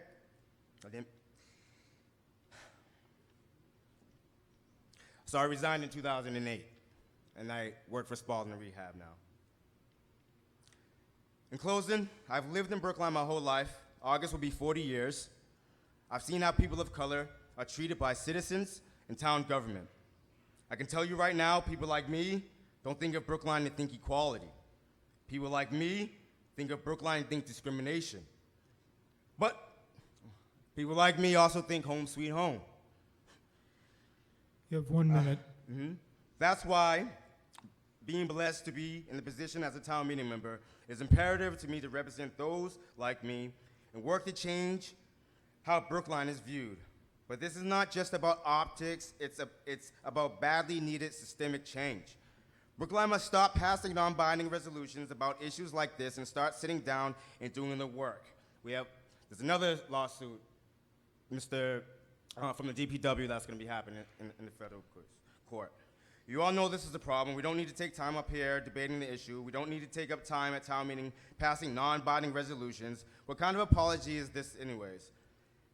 And again, why are we apologizing to only Mr. Alston? What about every other victim of racism and discrimination in town? What happened to Gerald Alston was horrible, but we are not doing him or anyone else justice by passing this warrant article. I plead to this body to vote no on warrant article 27 and all the resolutions and everything else. And, you know, really do the actual work and sit down, look within yourselves, change our behaviors, demanding accountability for those who discriminate and are enemies of equality. Meaning, fire these people who are putting us in this situation. They shouldn't be still working. Please conclude, Mr. Thank you. O'Neill. Thanks for taking the time to listen to me. I don't think it's your guys' responsibility to apologize. I feel it's the people who did them wrong. It's their responsibility to apologize. That's all I have to say. Thank you.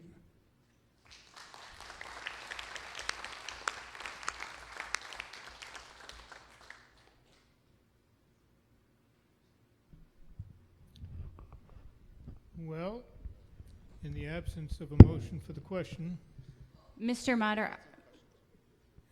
Moderator, I'd like to. no, Ms. Hummel, you've had your moment in the I wanted to sun. respond to something that Regina If you Frawley have a- said, if you have according a to point one of of my personal points. Point of privilege. personal privilege, please. Amy Hummel, Town Meeting Member, Precinct 12. Ms. Frawley mentioned that she'd found a case that that was an exception, and that was an exception that may have been indicative of a rule that people actually comment on their cases. And in fact, that was not a case. It was an example of a publicity stunt, something done really to actually impact public opinion, and it was a professional strategy. So it was intended actually for the very purpose of impacting litigation, which was the point that I had made. Thank you. Mr. Moderator, a quick All question. right, the question's been called. We've been at this for for an hour and 3/4. Wow.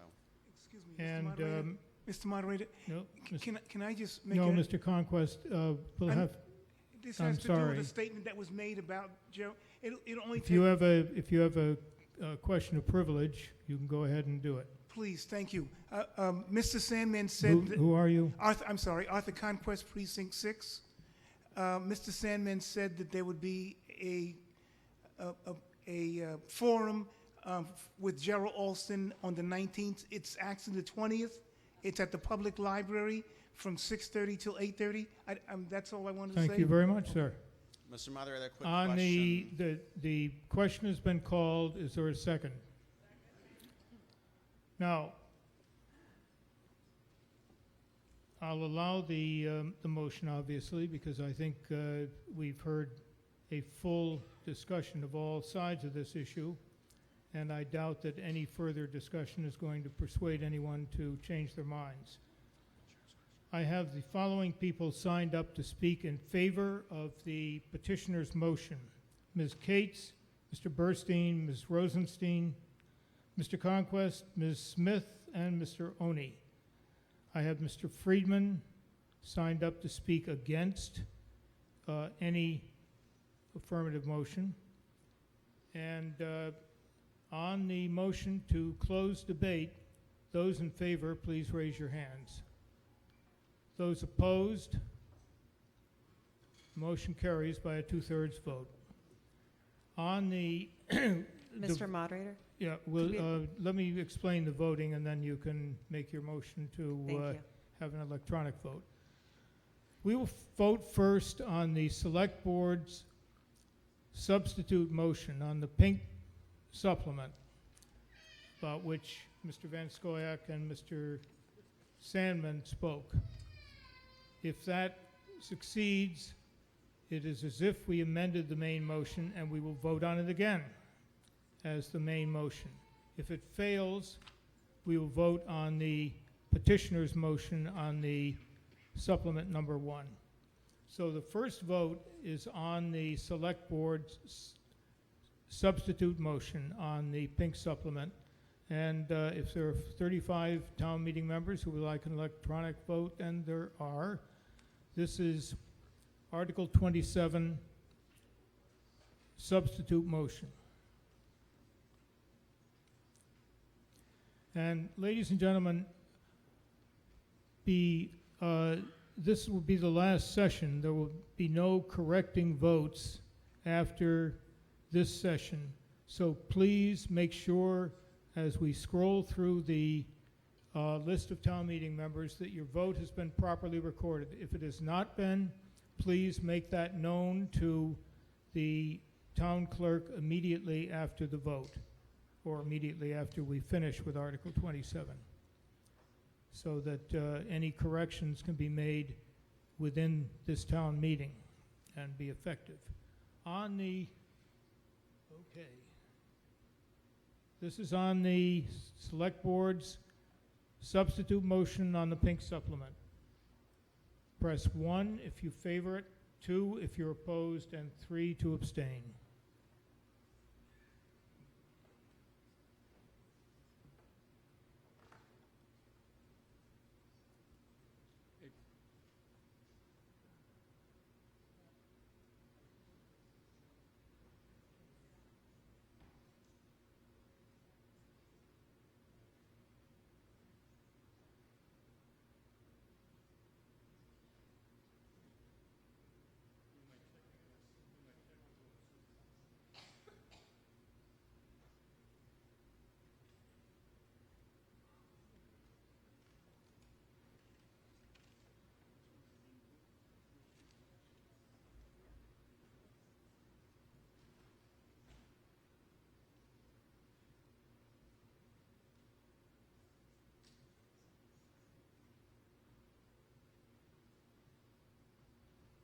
That motion fails by a vote of 42 in favor, 137 opposed, and 6 abstentions.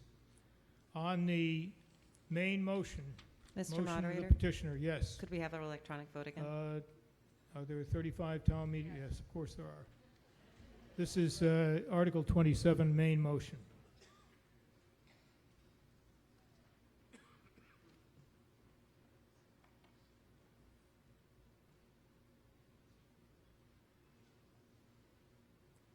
Okay, press 1 if you're in favor of the petitioner's motion, 2 if you're opposed, 3 if you abstain.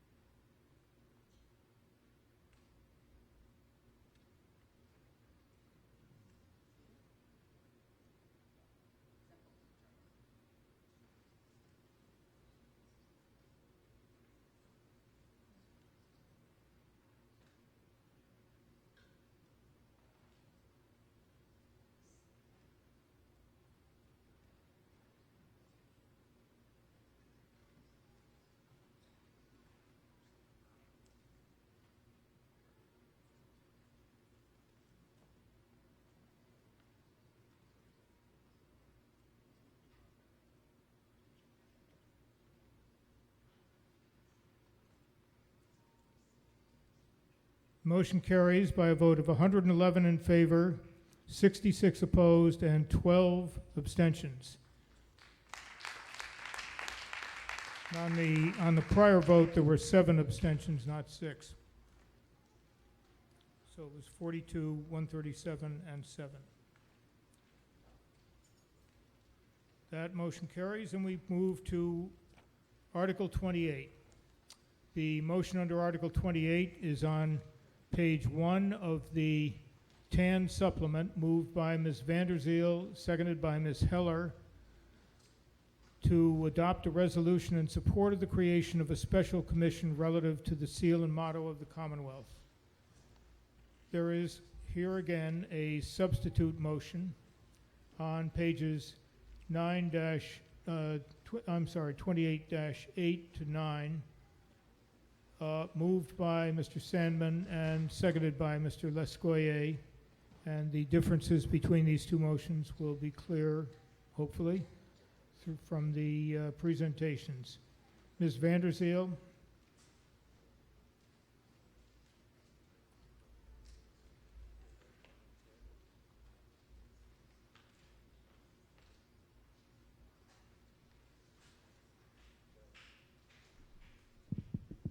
Thank you, Mr. Moderator. Good evening. Thank you for correcting me on the motions on the last thing. It was Select Board, not Advisory Committee, as I said. I'm sorry about that. So, my name is Cornelia Vanderzeel, town meeting member from Precinct 15. I'm here to speak in favor of my petition, obviously. So this resolution is simply an affirmation of a bill that's pending in our state legislature regarding the state seal and the motto. Our flag has both of these on it.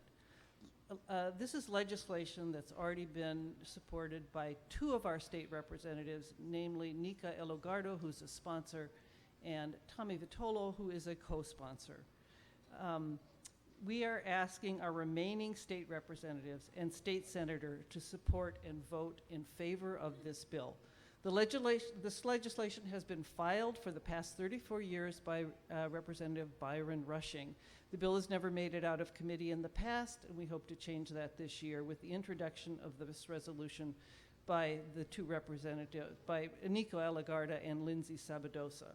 There are, by the way, other bills currently in this session of the General Court that relate to issues important to the Native American community. I've been asked if this resolution has the support of the Native American populations in this state. It does indeed have such support, namely the Native American Indian Center of Boston, which is right here on South Huntington Avenue, as many of you know, and the United American Indians of New England, as well as the Massachusetts Commission on Indian Affairs and many other groups in the state. You can see some of that discussion within the Native community at www.changethemassflag.com. At least 19 municipalities in Massachusetts, I think, I mean it keeps increasing, have already passed supporting resolutions, and residents from around 30 other municipalities have expressed an interest in doing such. Cambridge City Council passed this 2 weeks ago. One of the indigenous speakers who was before the Cambridge City Council said, the state flag is an offensive, violent symbol that separates the state from America's greatest ally, the American Indian. It is an expired declaration of war. 3rd graders from the Baldwin School in Cambridge also had something to say on this. They said, our first reason, and this is to change the seal and motto, is because it's impossible to have peace with the sword. And this speaks directly to the motto, which can be translated as, by the sword we seek peace, but peace under liberty, and to the disembodied arm and the threatening sword placed over the Native person's head. This resolution and the bill are not about what the state seal and motto should be. They merely ask for the creation of a commission to look at these symbols. The seal is depicted in your combined reports. I'm not interested in voicing my opinion as to what is appropriate for our state, nor should we do that here in town meeting. For those of you who have trouble seeing why these symbols may be problematic or troublesome, perhaps it is best not to opine. Rather, imagine that it is possible to have a different view, especially if you come from a different, more marginalized segment of the population. I'm not criticizing the native figure because it's a composite, rather that the various parts reflect a troublesome history, one that represents a broken relationship within our state. It is important for us to recognize and reflect on our history, correcting what we can. The historical whereas clauses help us to do that. These are not political statements. Whether or not our seal is a work of art is neither here nor there. I hope that what I have previously stated makes that clear. Whether we feel that the images are derogatory or not has no bearing on this resolution. Rather, it would be more to the point to consider how the descendants of the depicted figure may view it. I'm not necessarily referring to direct lineal descendants, but rather to the cultural descendants. Just because Indian figures are used for other purposes does not make our flag any less troublesome. It is past time to change the troublesome and racist image, not to change the history, but to expand our understanding of our history and to hear those voices which have been suppressed, although not forgotten. Please vote favorable action on the Select Board's motion, which is also my motion. Thank you very much. Thank you, Mr. Sandman.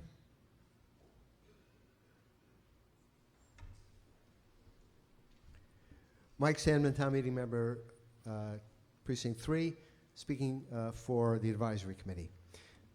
We are here in high school, and I recall that substitutes in high school often had a rough time. My task is to explain the substitute motion that the Advisory Committee has offered and give you a rationale for that substitute. The petitioner focused on the symbolism of the many elements of the seal, including the representation of Massasoit, chief of the Wampanoag tribe that helped the Plymouth colony and later allied with the settlers against another tribe. One criticism of the image purported to be Massasoit is that it's a composite rather than an accurate depiction of Massasoit, even though we have no idea what Massasoit actually looked like. The seal was adopted in 1898. It was designed by Edmund Henry Garrett, an American illustrator and a highly respected painter. The Advisory Committee heard conflicting reports on the artist's intent with regard to the various symbols. The resolution, as the petitioner said, does not specifically endorse changing the seal and flag. Rather, it endorses legislation that would create a commission to examine whether some of the symbolism is no longer appropriate. Nonetheless, there was inevitably a discussion of whether the image of an Indian was appropriate. The petitioner stated that some Native Americans expressed distress at the specific image, though not necessarily at the idea of having an image of an Indian. Advisory Committee members suggested that we don't put images of people on composite representations of them on a seal or on currency to dishonor them. They're put on to honor them. And if no image of Native Americans is included, we'll lose a reminder of the importance of Native Americans in Massachusetts history. Advisory Committee members were almost evenly divided. Some felt that the whereas clauses in the petition were intended as political statements. Others felt that they reflected history and were educational. Whatever the artistic symbolic merits or demerits of the seal and flag, the Advisory Committee agrees with the petitioner that a properly qualified commission should be appointed to study the matter. However, the Advisory Committee rejected a motion to recommend the petitioner's language, voting 7 in favor, 11 opposed, and 2 abstentions, and then voted 8-7 with 5 abstentions to recommend favorable action on substitute language that deletes the petitioner's first 6 whereas clauses, substitutes 3 whereas clauses intended to give context to the resolution, and retains the petitioner's last 2 whereas clauses. The language retains the substance of the petitioner's resolve clauses with very minor edits, and it's on page 2-28 in the combined reports. Thank you. Thank you, Ms. Heller.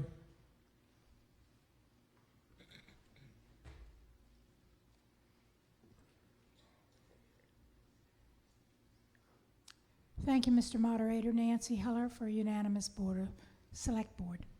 The Select Board had considered this on a couple of occasions, and our conclusion was that we support the petitioner's version.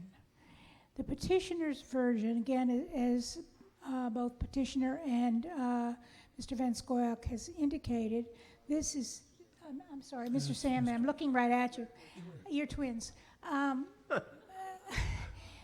don't think so, actually. But It's been a long meeting. well, we need a little levity. This would support legislation that would establish a commission to look at this. But the select board prefers the petitioner's version. The petitioner has cited facts. She cited footnotes in support of her assertions, of her statements of fact. And our history in this instance is troubled. And we should face it and acknowledge it and state that as part of the reason for our wanting this legislation. So by a unanimous vote, the Select Board urges you to vote favorable action on the petitioner's motion. Thank you. Thank you, Mr. Lepson.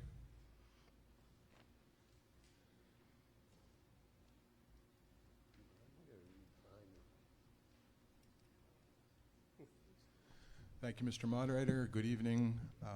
I'm Robert Lepson, Town Meeting Member, Precinct 9, speaking on behalf of a unanimous Commission for Diversity, Inclusion, and Community Relations. Warrant Article 28 calls for Town Meeting to adopt a resolution voicing support for pending state legislation, House Version 2776 and Senate Version 1877, that would establish a special commission to study the seal and motto of the Commonwealth for possible change. As was stated before, the bill was actually sponsored by Nika El Lugardo and co-sponsored by Tommy Vitolo. The bill has been subsequently referred to the Joint Committee on State Administration and Regulatory Oversight on January 22nd of this year. Our commission agreed on the importance of reviewing the history of these symbols with the hope that the review will produce a recommendation for change that will help eliminate the perpetuation of negative and harmful stereotypes and celebrate our Commonwealth's collective history, diversity, and unity. With this in mind, I and the commission urge you to vote favorable action on the original warrant article 28, as well as the which has been slightly amended by the Select Board. Thank you. Mr. Rosenthal? Yes, thank you. Marty Rosenthal, Precinct 9, and Chair of PAX to the extent that's relevant. Not. I'm sorry? Never mind. Continue, please. Thank you. I'm actually going to recycle some of what I was going to say in Article 17, where the Naming Commission, where I made a parliamentary blunder and didn't get to speak, and now I feel ungagged after the last article that I could not speak on. So on this one, what I want to say is I favor the Selectmen's version, the Petitioner's version, and what I really want to talk about is I think I at least want to call a spade and bring up the issue that I think town meeting deserves an advisory committee that's more in sync with the views of town meeting. Now, I yield to nobody in admiration. Mr. Rosenthal, this is an improper forum to bring that up. What I'm going to talk about is what they've said on this article. That's fine. Talk about it. So the comment that really jumped out at me is the one that Kaya mentioned, that some felt the whereas clauses were intended as political statements. Well, this is a political issue. And what's the matter with political statements? And this is where I find fault with what the advisory committee does on resolutions. I don't think they should be telling petitioners about the whereas clauses being wrong or whatever. There's nothing in their write-up to say that these whereas clauses are false or factually unsound or fraudulent. They just don't like them. I don't think that's the role that this advisory committee should be playing. And I think that we should think about calling them a finance committee like they are in other jurisdictions. I was on this committee over 4 decades ago. It is the hardest working committee of volunteers, completely unpaid in the town. They are very sincere, but they should not be weighing in on these whereas clauses. Okay, you've made your point, Mr. And I urge the town meeting to vote for the Selectmen's version. Mr. Margolis? Thank you, Mr. Moderator. John Margolis, Precinct 7. I just want to observe it, but I'm an amateur historian, so I have no objection to facing history and dealing with it, but I would like to observe that if town meeting wishes to advance equality for what may be, probably is, the most discriminated against ethnic group in America, we could find far better ways to spend our time and energy than on motions like this. Thank you, Mr. Ananian. I'll be very brief. I just, as a not so young, but still younger than some. Sorry, Scott Nenian, a town meeting member, Precinct 10. I think it's 2019 now, and we just don't do this sort of thing anymore. I think the younger generation knows that it's just not appropriate to put ethnic groups on as mascots for things, and it's just, it should be a no-brainer. I recommend the Select Board's motion. Thanks. Thank you, Mr. Jones. Gary Jones, Precinct 3. And I really feel ambivalent about changing our state seal. And the reason I feel ambivalent, I think the two moral stains in the United States have been slavery and the extermination and the attempt to exterminate the Native Americans. I know that in the 30s in Germany, Hitler and the German public were very big on Westerns because they were very interested in the way the United States tried to exterminate the Native Americans. You understand, Mr. Jones, that we're not voting tonight on whether or not the seal and state flag No, I should be understand changed. that, but it's behind it. Because what we're saying, we're taking the voice of town meeting in the town of Brookline, saying we want to consider changing the seal. And I'm saying to you, since I have a voice, I'm ambivalent about that. And I'm ambivalent about it because that sword over the Native American who happens to be Wampanoag, that sword indicates not just, you know, the people that wrote this resolution, they're saying that the Commonwealth is known for peace, justice, liberty, and equality in spreading opportunities and advantages of education. Now that's true, but it's like whitewashing history. It's like saying that history, there was a man in the 60s that said, violence is American as apple pie. And you know what, that's true. You know, people around the world are saying the United States is a battleground and the rest of the world is peaceful. That's also another true statement. Violence is part and parcel of our soil. And it's not just as violence to our own people. It's not just to Native Americans. And I really am trying to decide what to do about this so-called resolution because it's you can vote against it, Mr. It's Jones. encouraging the change in a flag. But when you change the flag, you can't whitewash history. And if you do, you're not doing our children in the public a service. You're not educating them. Thank you. Thank you. On the substitute motion of the advisory committee on page 28-8 to 9, those in favor, please raise your hand. Are there 35 town meeting members who would like an electronic vote? Please raise your hands. Okay. We'll have an electronic vote. This is on the substitute motion of the advisory committee on pages 28-8 to 9. Article 28, substitute motion.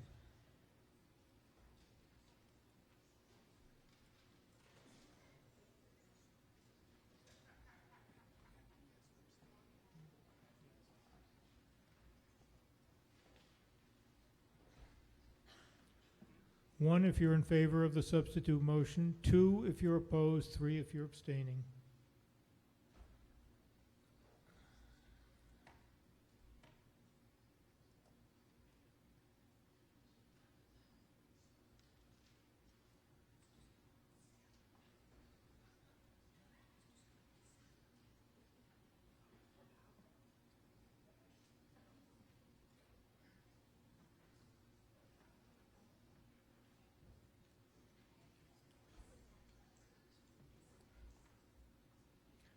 No suspense with this one.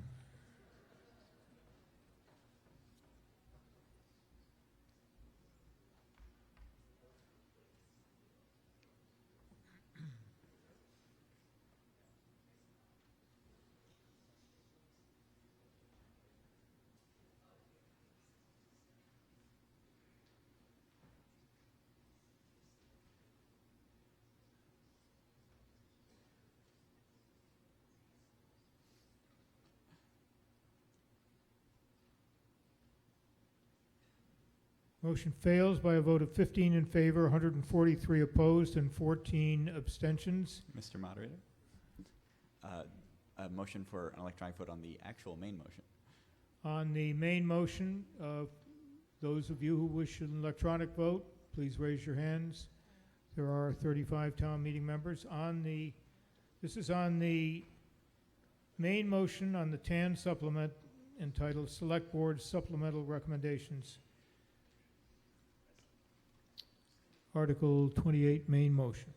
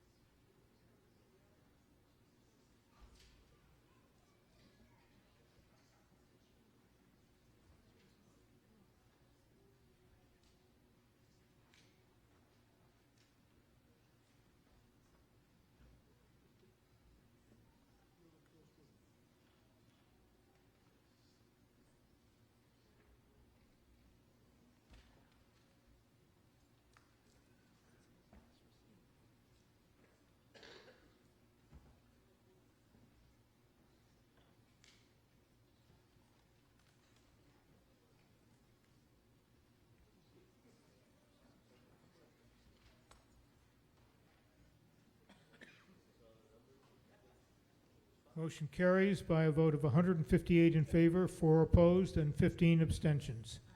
Article 29. The motion under Article 29 is on, the main motion is on page 29-4 to 5, that the town adopt a resolution to encourage Brookline's town meeting to support diversity and inclusion among its membership. It's moved by Ms. Nobrega, seconded by Mr. Green. A substitute motion is again offered by the advisory committee, found on pages 29-7 to 8, moved by Mr. Lynn Jones, seconded by Ms. Benka, and the substitute motion will differ in various respects that will be explained to you, Ms. Nobrega.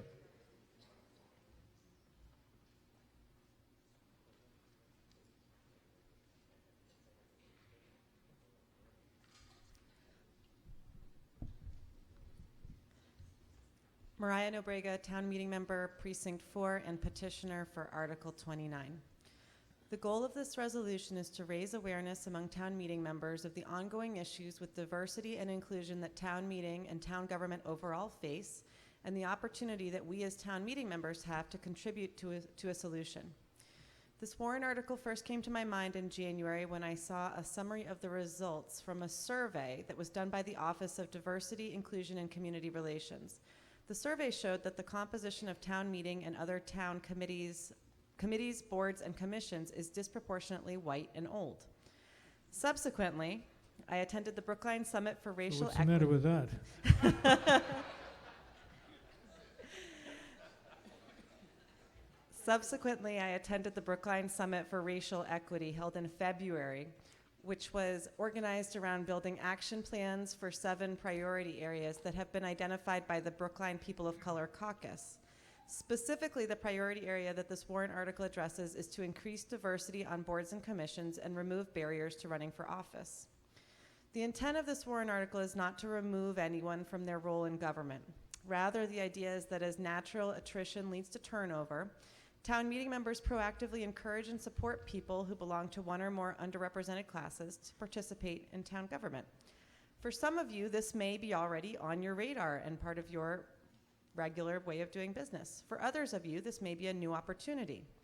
In my precinct, we actually just had an experience that may serve as a case study. Last week, we had to replace a wonderful town meeting member who moved elsewhere in Brookline. Instead of just reaching out among our own personal networks, we also posted on different Facebook groups for our precinct, for the Pierce neighborhood, for the Lawrence neighborhood, and on the town-wide discussion group. In total, we got 5 inquiries, 4 of which came through the public outreach. I want to note that just by doing this deliberate outreach process, we went from having one person to choose from, which isn't a choice, to having a pool of 5 very strong candidates. The age range of respondents was late 20s to late 70s and included 4 parents of young children, all of whom were new to town politics. Ultimately, the precinct unanimously voted to caucus in Vina Priestley, who has been a leader this year in raising awareness within town on another inclusion issue, which is the challenges that low-income Brookline families face in finding childcare in town. Her voice is needed here. This open process I described identified a great pool of candidates who we will continue to encourage to get involved in town government in many ways. Importantly, this was not hard. After submitting the original resolution, I got some very helpful feedback from my colleagues on the advisory committee. 3 of those suggestions that are of particular note were: 1, the resolution should not just raise awareness of our role in encouraging and supporting people to run for town meeting, but also our role in encouraging and supporting people to apply for other commissions, boards, and committees. 2, the resolution should not just focus on the role of the moderator in deciding speaking order, but also the moderator's role as an appointing authority for advisory committee and moderators committees. 3, the resolution should refer to some method of assessment, in particular ask that the Office of Diversity, Inclusion, and Community Relations continue to do the survey that prompted this resolution to begin with. Dr. Gelano has confirmed that this is the plan, but nonetheless the suggestion was very good as it incorporates quantitative assessment into the resolution. In spite of these helpful suggestions, I do not support the advisory committee motion because advisory ultimately voted to exclude the language about the role of the moderator altogether, replacing it with a generic statement. Some advisory members stated that they chose to replace the text because they believe this resolved clause is intended to be punitive. Let me be clear that this is in no way a punishment, and it is not about the individual but the role. I see this as a warrant article that is for town meeting members for whom the moderator is the presiding officer. Therefore, I urge you to join me in voting favorable action on the select board motion for Article 29. Thank you. Thank you, Ms. Gilbart.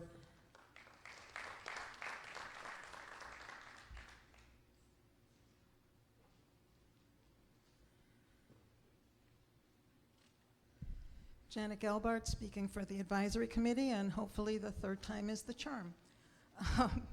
Town meeting cannot be the most democratic form of government unless it's truly representative of all of the people who live within the town.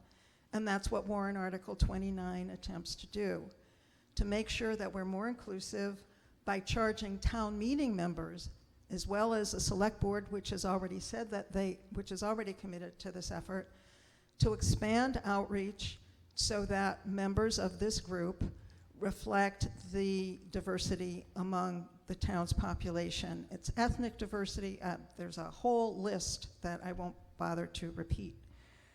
The places where we differ, one, it was a strong feeling in advisory committee that the moderator is doing his best to make sure that the opposing voices on any item before you are heard and balancing those, and that adding another layer would be cumbersome if he could even tell, because it's not always obvious to him from whatever he's looking at, what group that person represents, as we saw the past couple of nights with Jesse Gray.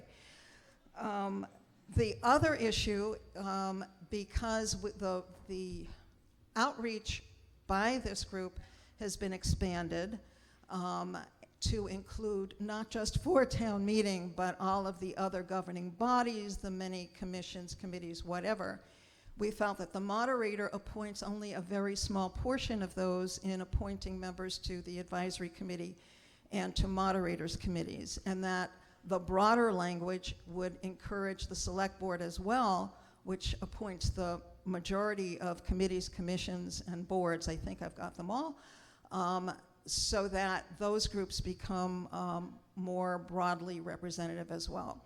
Our vote was 20 in favor, 4 opposed, and 1 abstention, and I encourage you to vote in favor of warrant Article 29 as amended by the Advisory Committee. Thank you. Mr. Fernandez?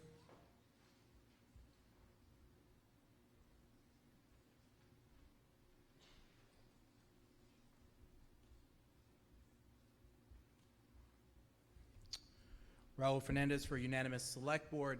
I want to share first some words from Select Board member Heather Hamilton, who couldn't be with us today. She's actually has another engagement at a conference and couldn't be here. And she says, "We all have that story of how we heard about town meeting and decided to run. More of our stories involve meeting someone. Most of our stories involve meeting someone who's already involved in town meeting, and they suggest you consider getting involved or running yourself. This is why warrant articles like this are so important to raise awareness about the recruitment and appointment process surrounding town meeting, boards, commissions, and other ad hoc groups. We need to expand our circles and reach out to people who may have a voice that is currently underrepresented. This is an imperative for each of us as elected leaders to diversify our group and our government for the betterment of all." I will add to that my own comments, that is that representation matters. It's not just window dressing, it is a check against bias, and that it matters in policymaking. We see that in the work, for instance, of Congresswoman Ayanna Pressley as a black woman and survivor who's worked low-wage jobs, and that she has incorporated elements of protecting low-income women into larger legislation protecting women against sexual assault. We've seen that with Congresswoman Alexandria Ocasio-Cortez and how she similarly has incorporated her own experience as a working-class person and person of color into legislation around the Green New Deal. And so I encourage you and the Select Board, by a unanimous vote of 5-0, encourages you to vote favorable action on this really important warrant article. Thanks. Mr. Lynn Jones. And Ms. Vanderzeel, will you please come forward?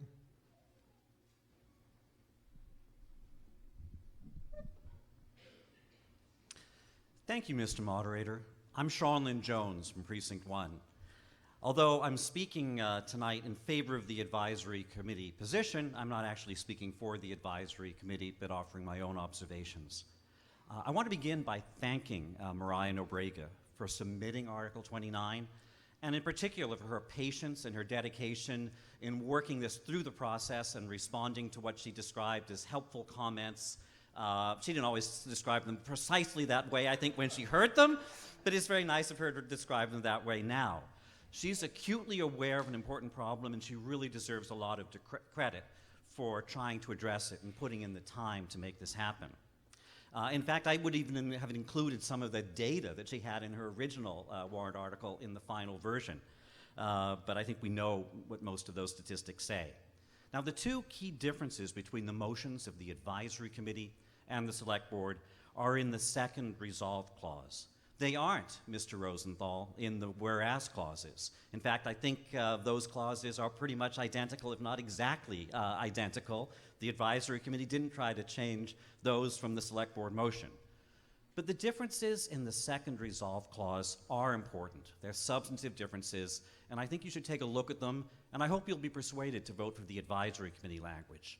The first big difference is the Advisory Committee language calls for all committees to become more inclusive, regardless of who appoints them. Inclusivity should be a factor in determining the membership of all the dozens and dozens of town committees, boards, and commissions. Now, the Select Board motion only applies to committees appointed by the moderator. It doesn't apply to a single committee appointed by the Select Board. It thereby excludes many of the boards, committees, just about all of them, commissions that are actually referenced in the first resolved clause of this resolution. If we really want consistency and as much inclusivity as possible, we should apply the principle to every committee, not just those appointed by the moderator, although they should certainly be applied there too. In other words, we should be inclusive about being inclusive, and that's why the Advisory Committee motion is better. And even if you disagree with what I'm about to say about the moderator and the order of speakers, I hope that this difference alone will persuade you to vote for the Advisory Committee motion, because committees, boards, and commissions meet a lot more often than town meeting. The order of speakers at town meeting is far less important than the many, many committees that work throughout the year. And perhaps most important of all, these committees, boards and commissions, are one of the main avenues of getting new people into the process in Brookline. And that's why we should apply the principle of inclusion most generally to them, not just to the small subset that are appointed by the moderator. But I will also point out that the word town doesn't appear before the word committee in the advisory committee resolution.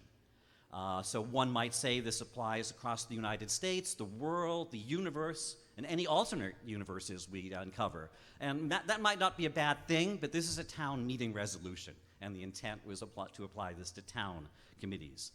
The other key difference is that the advisory committee does not instruct the moderator to use inclusivity as a criterion for determining the order of speakers at town meeting. So why is this better? I don't think it's a matter of being punitive or not punitive, but it is, for three reasons, I think, a better approach. First, I deeply believe the town meeting shouldn't be trying to micromanage the moderator. The moderator isn't perfect. He makes mistakes. I beg your pardon? He's been known to admit them and learn from them. But if we want the moderator to do his job, we've got to give him some latitude, not try to micromanage how he runs town meeting. But beyond that, I'm not quite sure if it's going to be practical for the moderator to apply the principles of inclusion in determining speakers. They're enumerated in the resolution, and they include religion, creed, ancestry, national origin, genetic information, marital status, receipt of public benefits, and family status, that is, whether or not you have children. I'm not sure if he could have easily identified which town meeting members fall into which category, let alone determine which ones deserve any kind of priority among those categories. But beyond that, I'd like you to think about how the order of speakers matters. The key thing is we don't know how it's going to matter. The moderator doesn't know how it's going to matter when he assigns the order of speakers. Sometimes it's great to be first or second and to set the tone for the debate. But more often, it's better to be in the middle and to be able to rebut an opposing argument effectively. And sometimes the best and most important speech comes at the end, just before the question is called. But you don't know when the question is going to be called. In fact, when you think it's been called, sometimes the recorded vote even tells you that it hasn't. So determining the order to promote inclusion isn't necessarily going to achieve that result, because you don't know what order is best going to work on any given debate. So for these reasons, to apply the principle of inclusion to all committees and not to set up a situation in which we micromanage the moderator in impractical or counterproductive ways, and Mr. Rosenthal, we keep all the whereas clauses, I urge you to vote favorable action on the advisory committee motion. Thank you very much. Thank you, Ms. Vanderzeel. Mr. Moderator, Cornelia Vanderzeel, town meeting member from Precinct 15. I would like to put my comments at the end. I know we get put in the order of, and I realize I might not Well, in be the able to interest speak. of diversity and inclusion, I'll put you at the end. Ms. Margolis? Is Ms. Margolis here? No, she's here.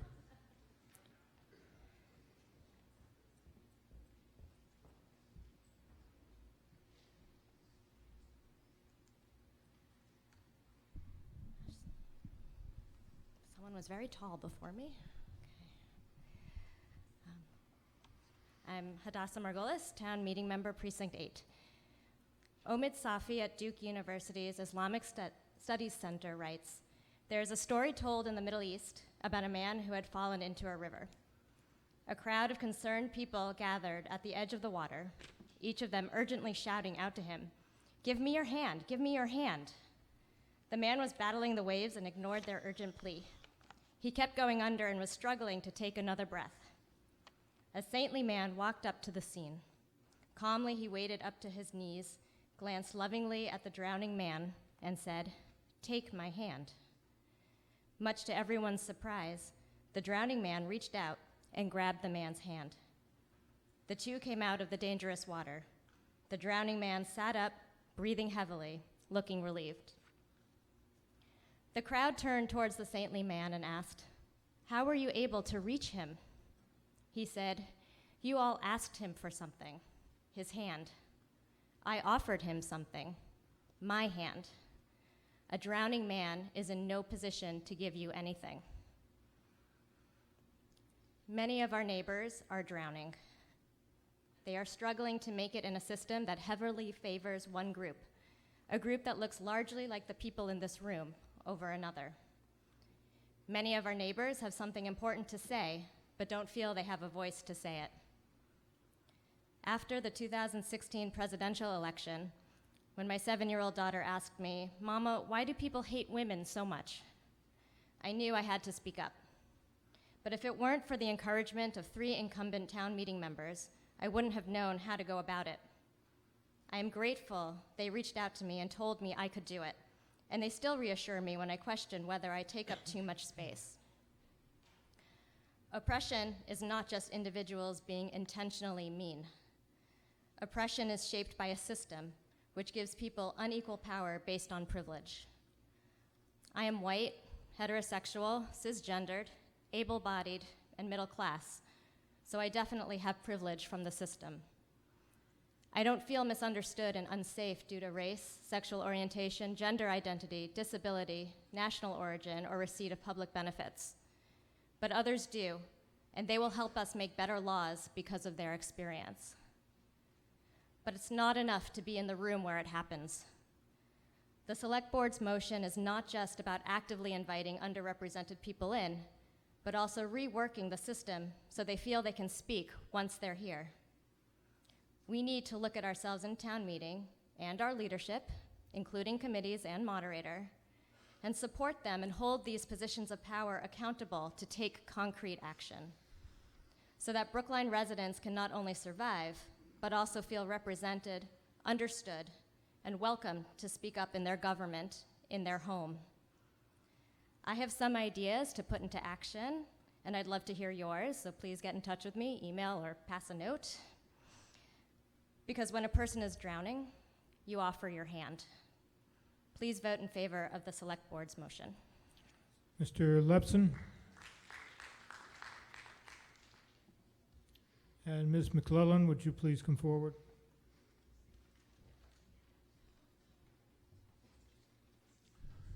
Thank you. Good evening again. I'm Robert Lepson, Town Meeting Member, Precinct 9, speaking on behalf of a unanimous Commission for Diversity, Inclusion, and Community Relations. As we know, Warrant Article 29 seeks to raise awareness of the disparity between the demographics of the membership of town meeting members and the town population overall. In addition, Article 29 stresses the importance that all of us as town meeting members should proactively, and I want to emphasize, proactively seek out, encourage, and support potential candidates representing Brookline's protected classes as defined in Article 3.14.1 of the town's bylaws, to run for town meeting and to apply to the town's various commissions and committees. And finally, the petitioner also seeks to encourage the moderator to consider inclusivity across Brookline's protected classes as an important aspect, not the only aspect, but as an important aspect of deciding the order of speakers during town deliberations. Article 29 is a natural extension of the mission of the CDICR, as well as the Office of Diversity, Inclusion, and Community Relations. It is also consistent with the goal of the town, again, as represented in the town bylaws, to strive for a community characterized by the values of inclusion. To make this goal a reality, vigorous affirmative steps must be taken. Following a public hearing held by the CDICR, and the Commission voted unanimously to recommend favorable action on the Select Board version of Warrant Article 29. Thank you. Ms. McClellan?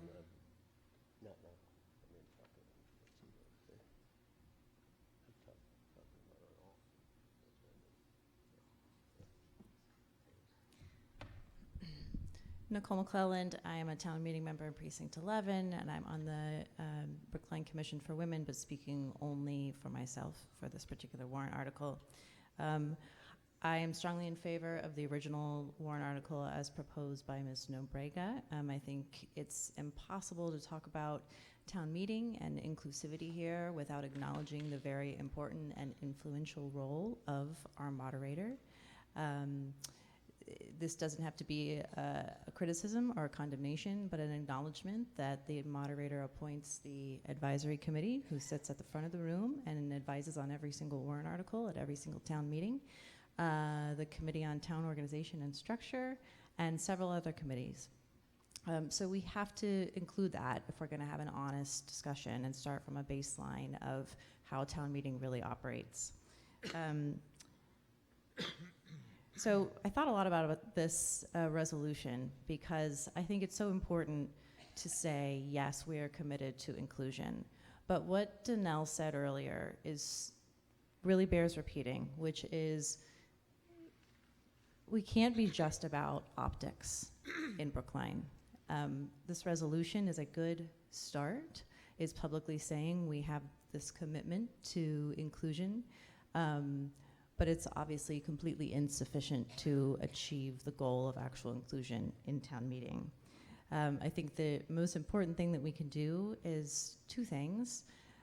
If we really want to have inclusive town meeting, identify the barriers to entry for people that are underrepresented, and then do the work to actually remove or mitigate those barriers to entry.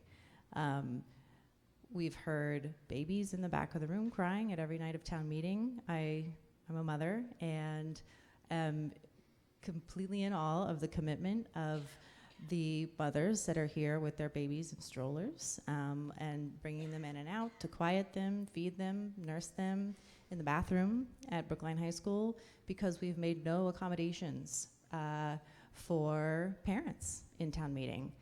We adjourn at 11:45 when people have babysitters. We have single parents here. And I think we need to acknowledge that town meeting doesn't exist in a vacuum.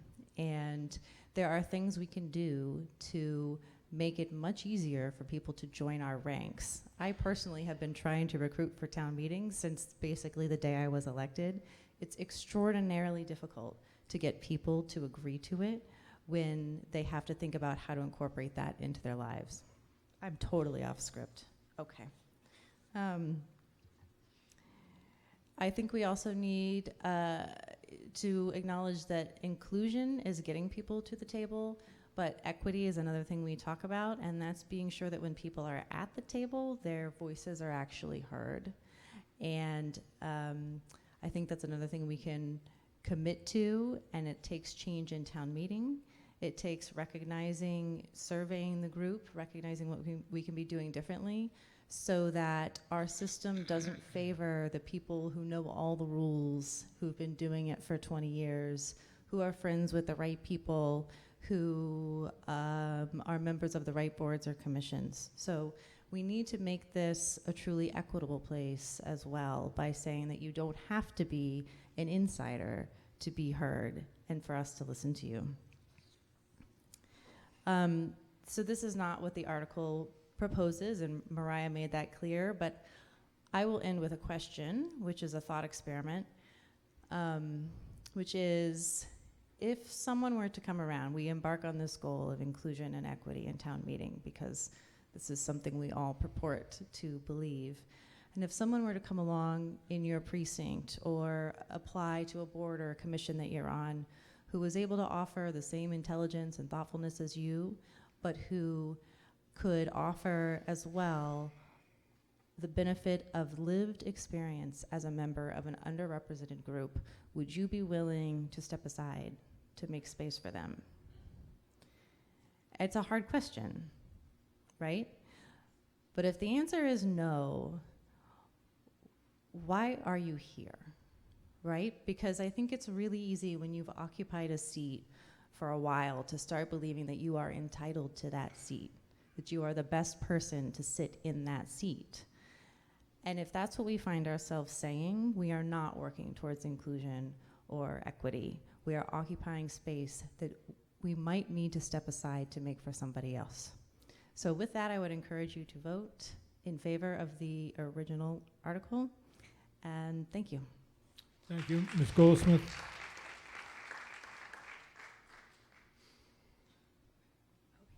I have some slides but I am not sure I know how to bring them up. What do I do here? Okay. Hi, so I feel like we need a 29th inning stretch, right? Who are you? I'm Jennifer Goldsmith from Precinct 11, and I'm speaking in favor of the warrant. And I'm going to echo some of what Nicole said. We're sitting in this room together, right? That's indisputable. We're all sitting here in seats. But I want to ask us to start thinking about how different our experiences of this room might be. Obviously, we vary in years in town meeting or by gender, age, race, ethnicity, factors that make our experiences immeasurably different. But our days are different before we arrive here also. There are people, can you hear me okay? Sorry. Could you hear do I start over? No, okay. Don't count the time against me. Okay, our days were different before we arrived. There are people who are here who worked all day, who will leave here and go to a third shift job, who don't work on schedules at all, or whose working years are in the past. There are people who are anxious about driving in the dark, who are paying $15 an hour to have a babysitter at home so they can be here. There are people who will have to take an Uber home because they can't afford a car. And within this room, there are people who may be scared to come to this mic, come to it for the first time tonight, or have waited all day to say their piece, or to say multiple pieces over and over again. There are people here for whom English isn't a first language, or town meeting itself isn't a first language. And if you look behind me, you'll see there are people in this room tonight and on Tuesday night who went through all of town meeting with an infant or had a partner willing to sit in the back with one of the cutest babies ever in his lap so his wife could participate. So the pretense that we're all here on equal footing is a fallacy that I hope these questions will remind you of. The concept that it's equally easy for us to participate in town meeting is simply wrong. If we operate it with that false sense of equality, we miss the opportunity to create equity in the voices that are heard, or by considering a standard ending time, or offering babysitting vouchers or Uber vouchers so people can get home safely, so that town meeting is possible, predictable, and affordable for everyone who might want to be here. So let's see if I can do this. Yes, so I want to share just a little information from the town meeting survey that I think prove why this warrant isn't just essential, but is the tip of the iceberg. So as you know, some of you in March, I helped with the guidance of Town Meeting Member Association. I led a survey, an experience survey of us. And there's one question that's really relevant tonight. We asked overall, on a scale of 1 to 100, how's your experience of town meeting? So our average behind me, you can see 67. It's not the grade you'd want your kid to bring home. There's certainly room for improvement. My kid's back there. Don't bring this grade home. But when we look at more specifically for men, the blue lines, you can see that men rate the experience of being here above average. They give us a 70.6 compared to a 67. So obviously someone has to bring the average down. The red lines that you can see behind me are the experience of women in this room, and they're far lower. And then when you overlay age on this, you will see that older men up there at the top, men in their 60s and 70s, rate the experience of being here highest of all. So that's who town... Don't take that from my time. So that's who town meeting's working best for right now. And if we make town meeting better for everyone, if we crawl up from maybe to an average of a C, we'll make it better for women, we'll make it better for everyone.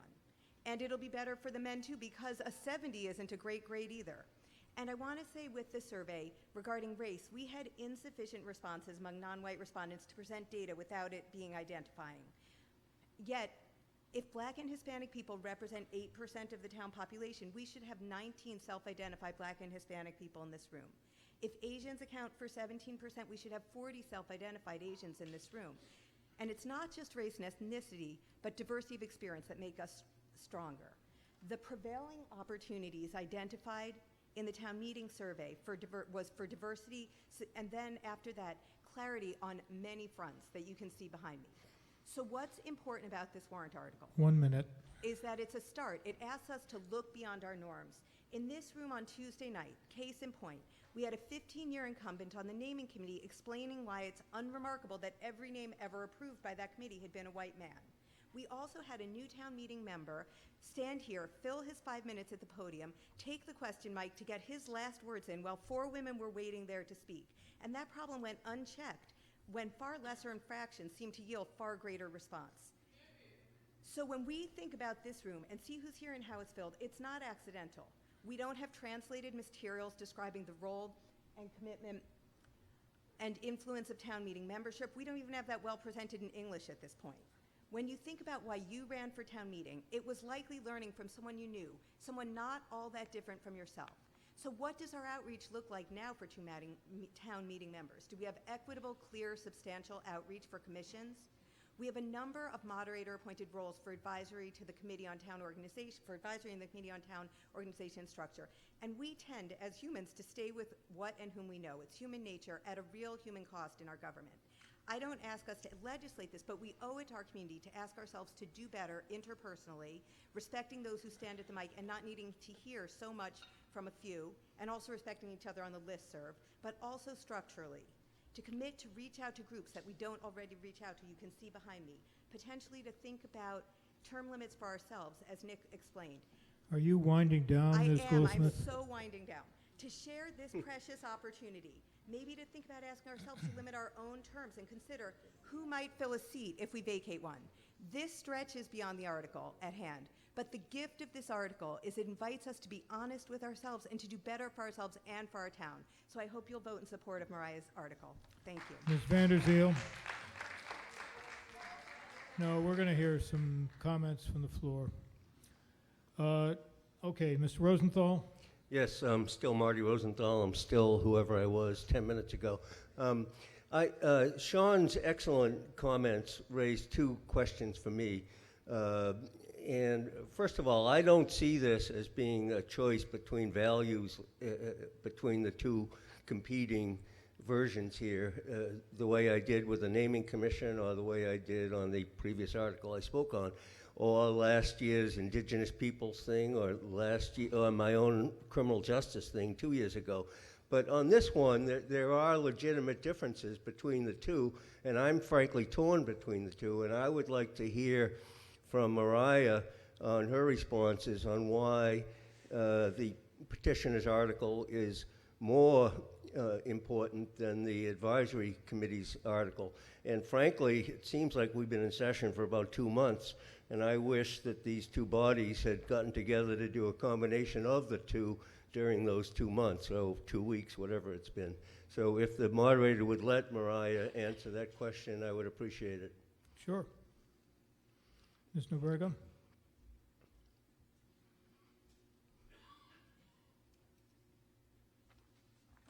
Thank you. Mariah Nobrega, Petitioner.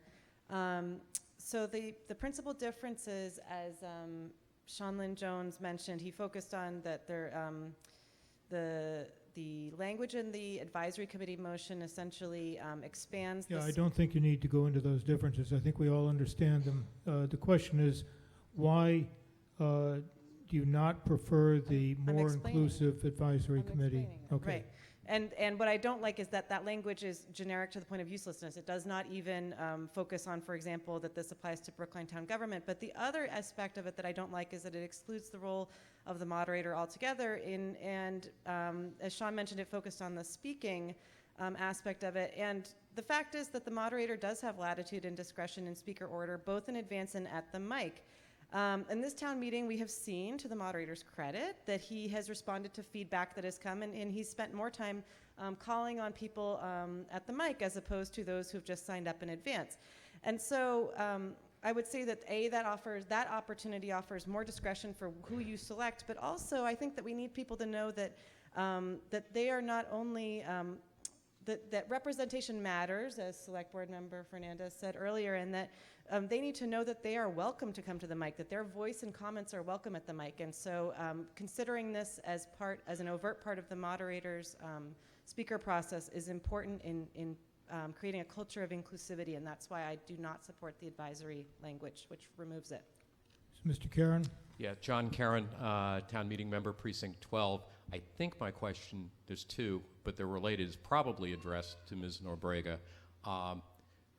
The first part is, with respect to the part of the original warrant article that directs the town moderator to consider inclusivity of groups in terms of determining speaker order, the first part of my question would be, specifically and more concretely, what is actually the problem that that's intended to address? And I don't just mean it's intended to get, more inclusive speakers, but how do you see there being a barrier to that now? My understanding has always been that you phone or send an email to the town moderator, and that with some indulgence for the proponents, the advisory committee, the Board of Selectmen, it pretty much goes in the order in which you called to sign up. Now, I may be mistaken, but that's always been my understanding. So the first part of my question is, what do you actually see as the present barrier to that? And then secondly, and this is really how, if this was passed, would you actually see this working in practice, keeping in mind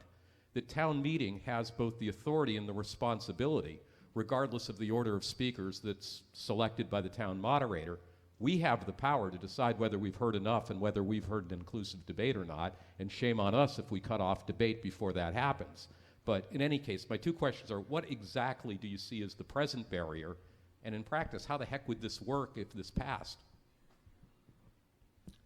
Ms. Nobrega, I'd be interested in your answers as well.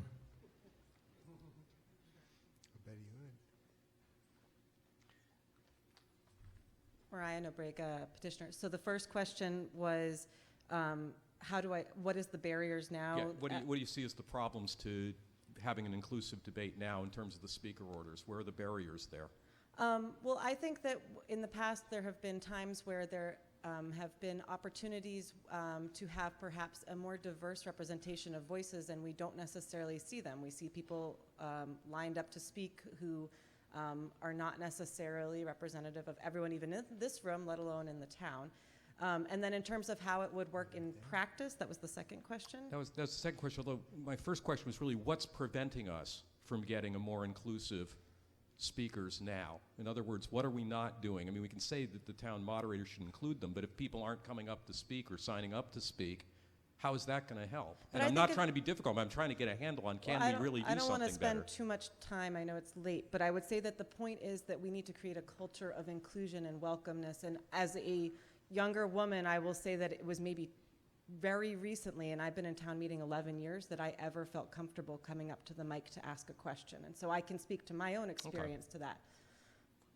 And then the second question, I'm sorry, was... The second question was then, given all of that, how in practice would it work if we passed the part that says the town moderator should consider inclusiveness of a diverse range of people?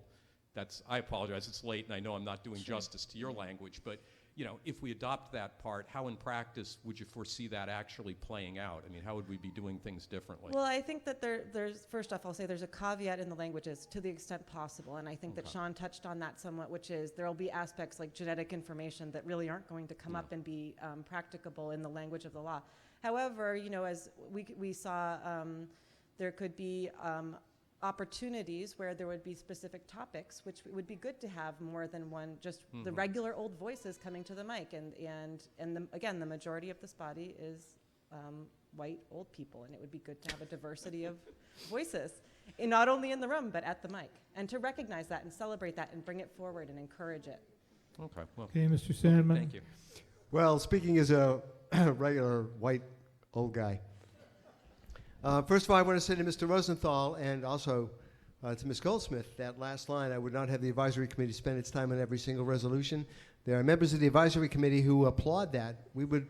Our workload would be cut down by about half if we didn't have to deal with anything but the budget. I do have a question for Mr. Lepson. And my question is, what is there in the advisory committee's expansion of the request that more diverse candidates be considered for boards and commissions and so forth that you don't like and rather prefer the motion as submitted by the petitioner? Mr. Lepson. Hi, Robert Lepson, town meeting member, Precinct 9 from the Diversity Commission. Simply, Mr. Salmon, the commission was yielding to the petitioner, and and I think Mariah expressed beautifully just the last couple of minutes the reasons why the commission supports the select board version as opposed to the advisory committee's version. There was nobody at the public hearing from the advisory committee, and so therefore we were looking only there, and we heard plain and clearly from the petitioner, and so we went from there. And then I also went back to the petitioner, and I asked very, very clearly, which version would you like us to support, and she was very clear there as well. So thank you. It's Ms. Khan? Yes, oops. Janice Khan, town meeting member from Precinct 15. So I was glad for that interaction because after 4 days here, it might be pretty obvious that advisory is not necessarily the powerhouse in this body. And perhaps for this particular session, the Diversity Commission has been actually a powerhouse. Well, that is one that is appointed by the select board, not by the moderator. And so when we think about the committees and commissions that really have had an impact on this body and in representation, I'm thinking about the Climate Action Committee, for instance. Those are select board committees. The ones that the moderator appoints are only when we ask for a moderator's committee, frankly. But most of them, there are, I said, 101 committees that have been appointed that are listed on our website. Almost all of them are select board committees. And so we actually, like Mariah's warrant article, we thought it had a lot of value, and we thought we could make it even more valuable if we included the committees that were appointed by the select board, because those are the ones that you're actually listening to here. Yes, we get to speak, no question, but the ones that are really, I think, connecting to the heart and minds of people sitting in this room are actually appointed by the select board. Thank you. Yes, sir. Mike Toffel, Precinct 8. I have a question for the select board. So if I understand correctly, at least from my perspective, the main difference between the petitioner's motion and the advisory, as Mr. Seanlin Jones referred, is advisories would also call for the select board's committees to be subject to the same diversity concerns as advisory. And if I understand correctly, select board opted not for that one, but rather for the one that only binds advisory. That doesn't sound like, am I understanding that correctly? And if so, why would the select board not want to be bound by those same terms? Thank you. Yes, Mr. Green.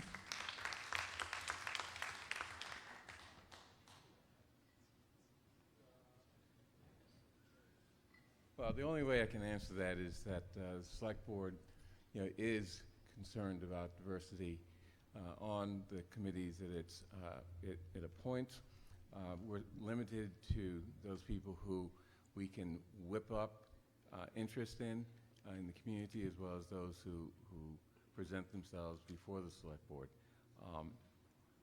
Why our resolution does not include the same language as the advisory committee, I'm not sure I can answer that, but we are committed to committed to diversity among our committees. It's a difficult job. We're in the process of appointing people to various committees and getting that process back on track after a period when it wasn't really on track in many ways, not just in terms of the diversity of the people on the committee. So that's what we're doing. Okay, the question's been called. Before I take that question, I think it's only fair that I make a couple of comments about the motions before you. I'm, as moderator, publicly committed to work towards inclusivity in my appointments to the advisory committee within the constraints of the bylaw, which limit me in my choices. But certainly I don't disagree with that part of the main motion. So on the motion for the question, is there a second? All right, you see Mr. Friedman and Ms. Vanderzeel, who perhaps ill-advisedly put herself at the end of the speakers list. And I have no one else that's signed up to speak or is standing at a microphone. So on the motion for the question, those in favor of terminating debate, please raise your hands. Those opposed, motion carries by a 2/3 vote. So here again, we have a substitute motion and a main motion. The substitute motion is that of the advisory committee on pages 29-7 to 8. And we will vote on that first. If that vote is successful, that becomes the main motion and you vote on it again. If it fails, then we get to the petitioner's motion on pages 29-4 to 5. On the substitute motion, those in favor, please raise your hands. Those opposed, that motion carries by a majority vote. Now the substitute motion on pages 29-7 to 8 has become the main motion, so we will have a vote on that motion as the main motion. All those in favor, please raise your hands. Those opposed? Any opposed? Mr. Friedman. We can always rely on you, sir. The motion carries by a vote of 165 to 1.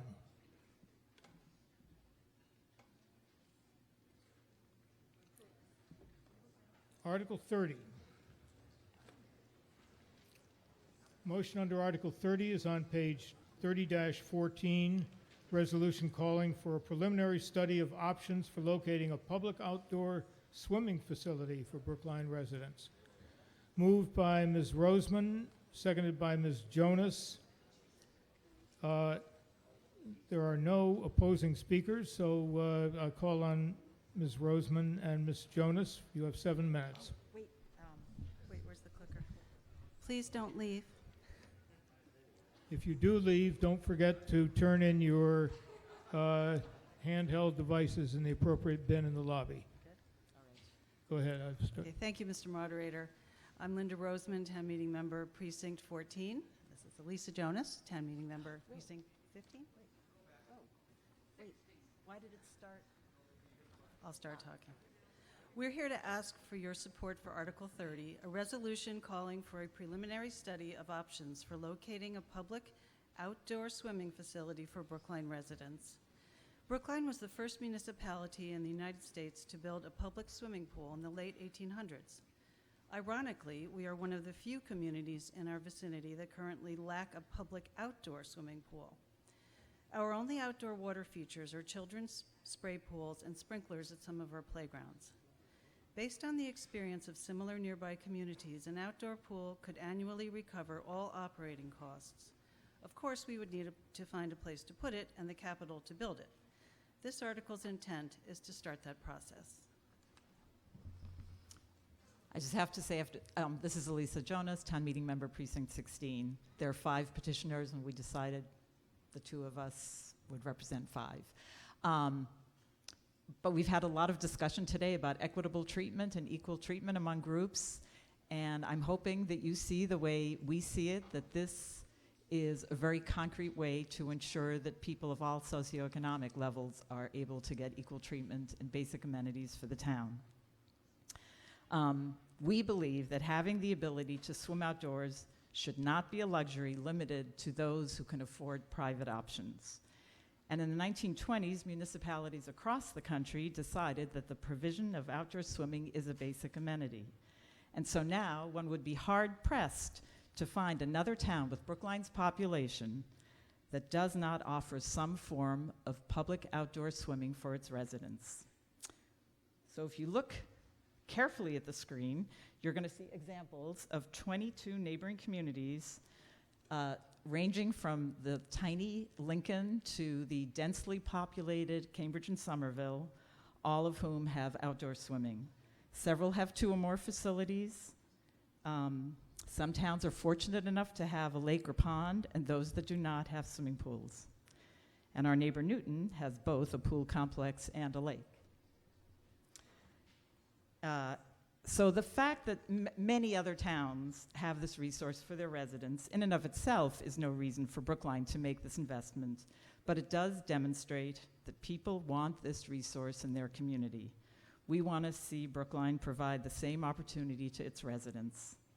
And what about the costs involved? According to Raoul Silver, the deputy engineer for the Massachusetts Department of Conservation and Recreation, the construction cost for a pool complex with a single 25-meter pool, including the filtration system, bathhouse, decking, landscaping, and play structures, should run $5 million. And that's very comparable to other of Brookline's capital expenditures on recreation. We've spent $7 million on Reservoir Park and its athletic field, and the upcoming renovation of our school playgrounds is estimated to be at $2.5 million per playground. Belmont recently completed the construction of a pool complex for $5.2 million. For that price, the town got 2 pools, one a wading pool and the other pool divided into 3 parts, one for family swims, one for lap swimming, and one for diving. The price also included 2 bathhouses, the decking, and green spaced grounds surrounding the pool. Of course, the cost for Brookline will depend on what we want to provide. For example, adding a retractable roof for year-round swimming, as Wayland has done, would add $350,000 to the cost. And if we wanted to do more, we could once again look to our favorite model city of Boulder, Colorado, that was mentioned earlier in town meeting. It is currently improving 2 of its 3 outdoor swimming facilities. They're turning a 25-meter pool into a 50-meter pool. They're adding boardwalks, an amphitheater, outdoor dining, a lazy river, and shuttle services from downtown. And what about operating costs? These likely will be fully recoverable. According to Recreation Department staff at other towns, outdoor pools, and especially those with modern amenities such as play features for children and zero entry, which makes a pool more accessible for younger children, persons with disabilities, and the elderly, have much higher utilization rates than indoor pools, and should be able to bring in revenue that equals or exceeds operating costs. We contacted Lexington, which recently made renovations, and Belmont with its new facility, and in those towns, net revenue generation has in fact been the experience and continues to be their expectation. And any net revenue could be applied to recover the capital costs involved. We have a senior center and we have a teen center, but an outdoor pool is a community resource for everyone. It is truly multi-generational, used by babies, the elderly, and ages in between, and for persons with varied levels of physical disability. It could also provide an outdoor swim option for the children who participate in our town's summer programs, who currently have no locations to swim outdoors. And that's unlike the children who get to go to the town's private camps like Beaver and Park that all have outdoor pools for their campers. It would provide employment opportunities for the town's high school and college students. And in the town's Parks, Recreation, Open Space Needs Assessment Survey of Residents, we have already expressed our view that an outdoor pool is a high priority recreational town need. You have 1 minute. Public outdoor pool would be a wonderful oasis that would offer the unique opportunity for people of all ages, abilities, and means to come together to relax, cool off, and exercise. It would be a valuable community asset that we believe would be well used and appreciated by a broad range of Brookline citizens. Please join Brookline PACS, a unanimous select board, and a majority of the advisory committee, including Harry Friedman, in supporting Article 30. Thank you. Thank you, Ms. Hummel.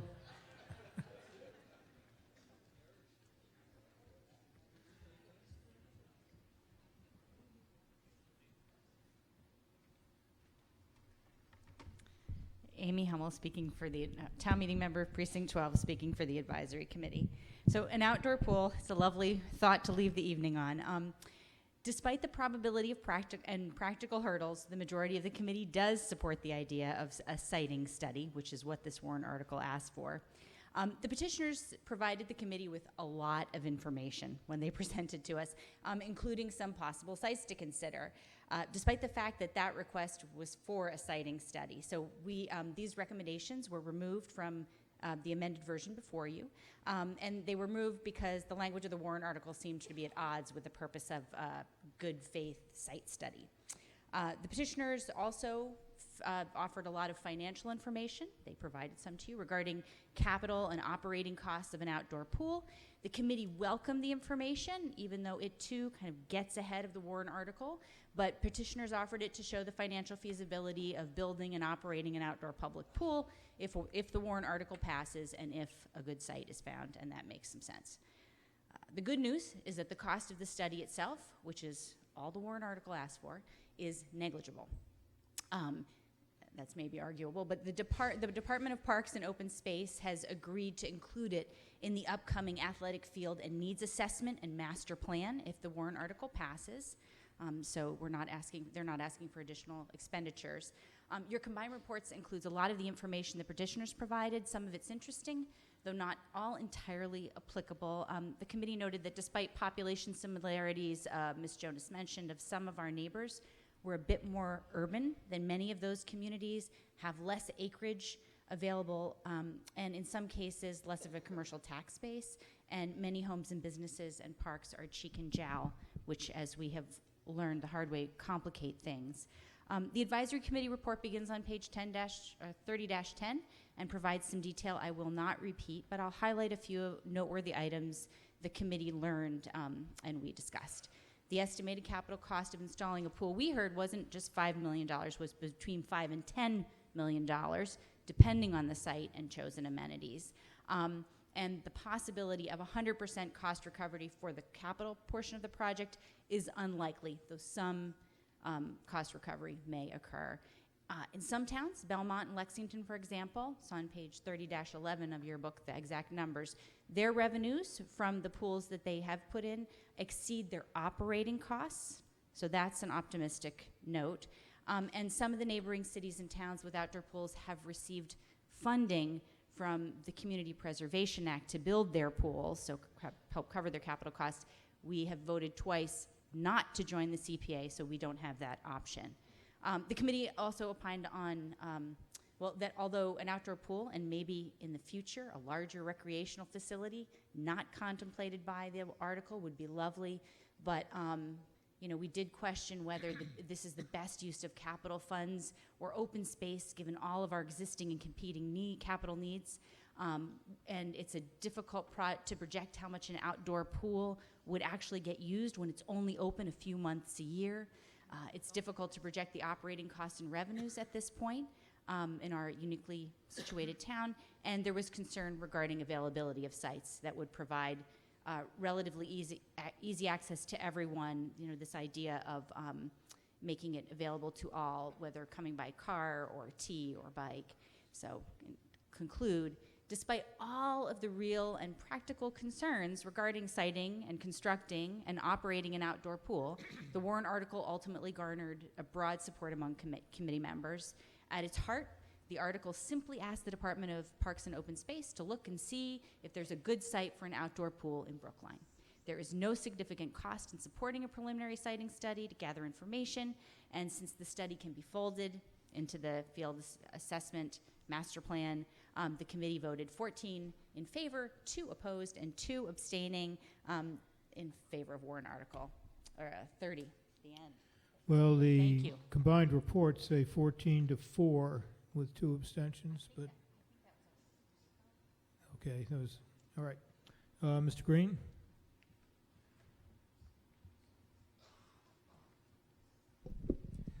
Good evening, Bernard Green,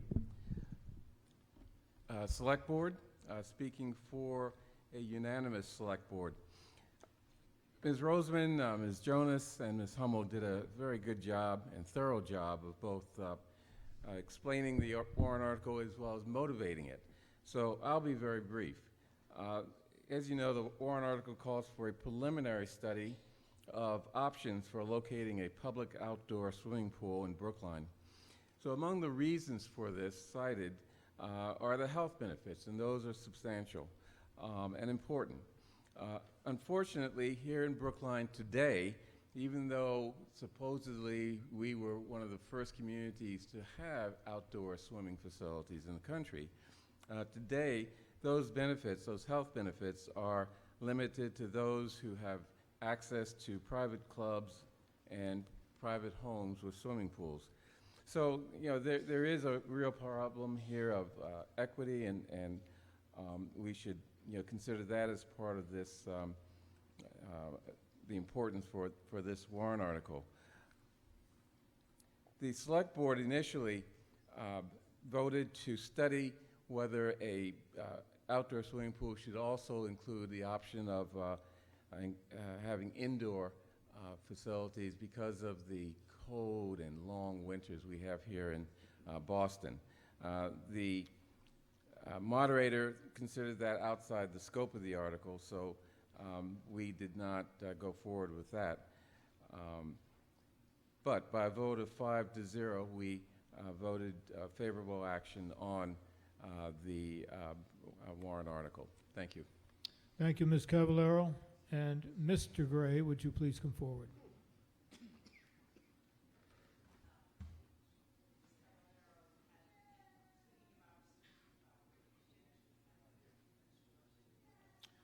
Mr. Gray?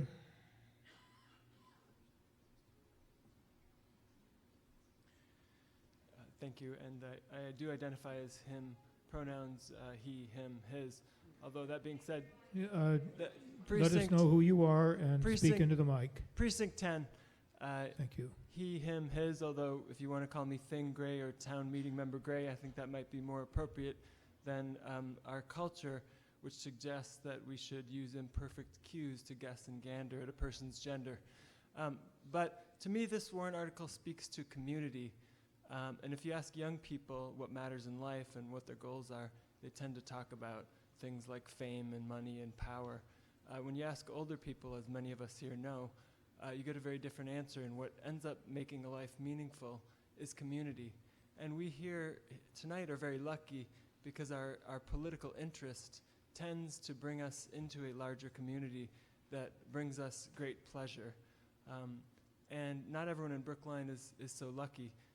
Many of us are bowling alone with our phones, and I think that a swimming pool that's outdoors would be a great step towards building community in Brookline. Thank you. Mr. Gladstone, David Gladstone, and Mr. Harrington, would you come forward, please? Mr. Harrington gives me great pleasure to accept that. Ms. Toomey, please come forward. Mr. Moderator, I'll keep this short, unlike the last time I addressed you guys. So, in my earlier life, I taught... David Gladstone, Precinct 16 resident. In previous life, I taught kids how to swim. I was a waterfront director, and I directed at a camp. And I'm still, like a few people here, on boards of directors of a camp. The one thing that I've found in my history of when I taught kids how to swim is there's a lot of kids who are underprivileged that never learn how to swim because they don't have access to any type of a private camp. Most kids that are here in our families probably can afford to go to camp. The other group of people, which we didn't really talk about, are the elderly. I think the elderly have a challenge being able to get out and finding a pool or someplace to cool off. I think that a public pool in Brookline would be a wonderful thing, and certainly it's well worth that our town actually investigates it. Thank you. Thank you, Ms. Toomey. No, I've called on Ms. Toomey. Hi, my name is Maura Toomey, Precinct 8, and a petitioner. I just want to say, please join me in voting for this article. A pool would be a great thing. Thank you. Thank you. I'm not going to take a motion for the question with just one person remaining at the microphone, Ms. Goldsmith. Hi, thank you. Jen Goldsmith, Precinct 11.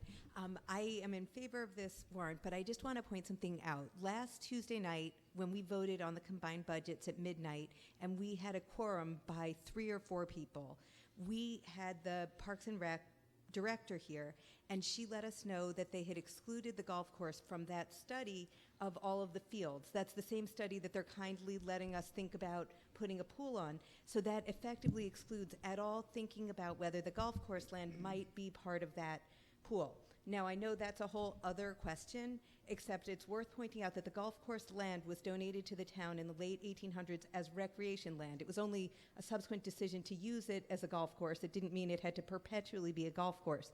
This is a different question, but it speaks to sort of the domino effect of how our committees make decisions and how those drive us downstream. So the fact that we can't think about the golf course in thinking about this pool is a real limitation.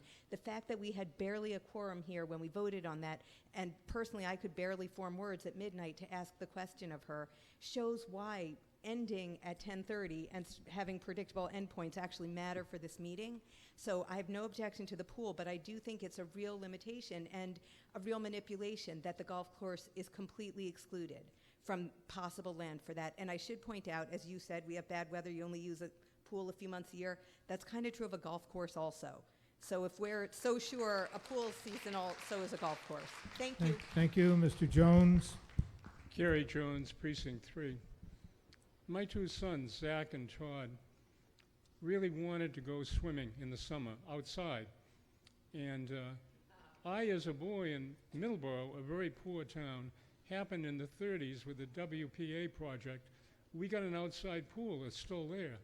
And in Brookline, they had no outside pool. But being imaginative, what they did is they made a list every summer of the families with pools that were going to go be away. And they had to get their friends to tell them, well, when is your family going away? So one of their exercises in the summer, since we stayed in town, was pool hopping. And they'd go from one pool to another. Yeah, Now, I hope you'll get we to the can point, Mr. legalize the Jones. pool hopping. I think that's great. Thank you. We don't have to call the question. I have no one else on my speakers list, and there's no one at the microphones. I will say, however, that there's an application of Murphy's Law that applies to town meeting, and that's no matter how few warrant articles you have before you, you will take the entire allotted time to dispose of them. On the motion on page 30-14, those in favor, please say aye. Aye. Those opposed, no. Would those opposed please raise your hands? Okay, that motion carries by a vote of 150 to 1. I will entertain a motion to dissolve the 2019 annual town meeting. Is there a second? All those in favor, please say aye. Those opposed, no. Motion carries. Town meeting is dissolved. Thank you, ladies and gentlemen.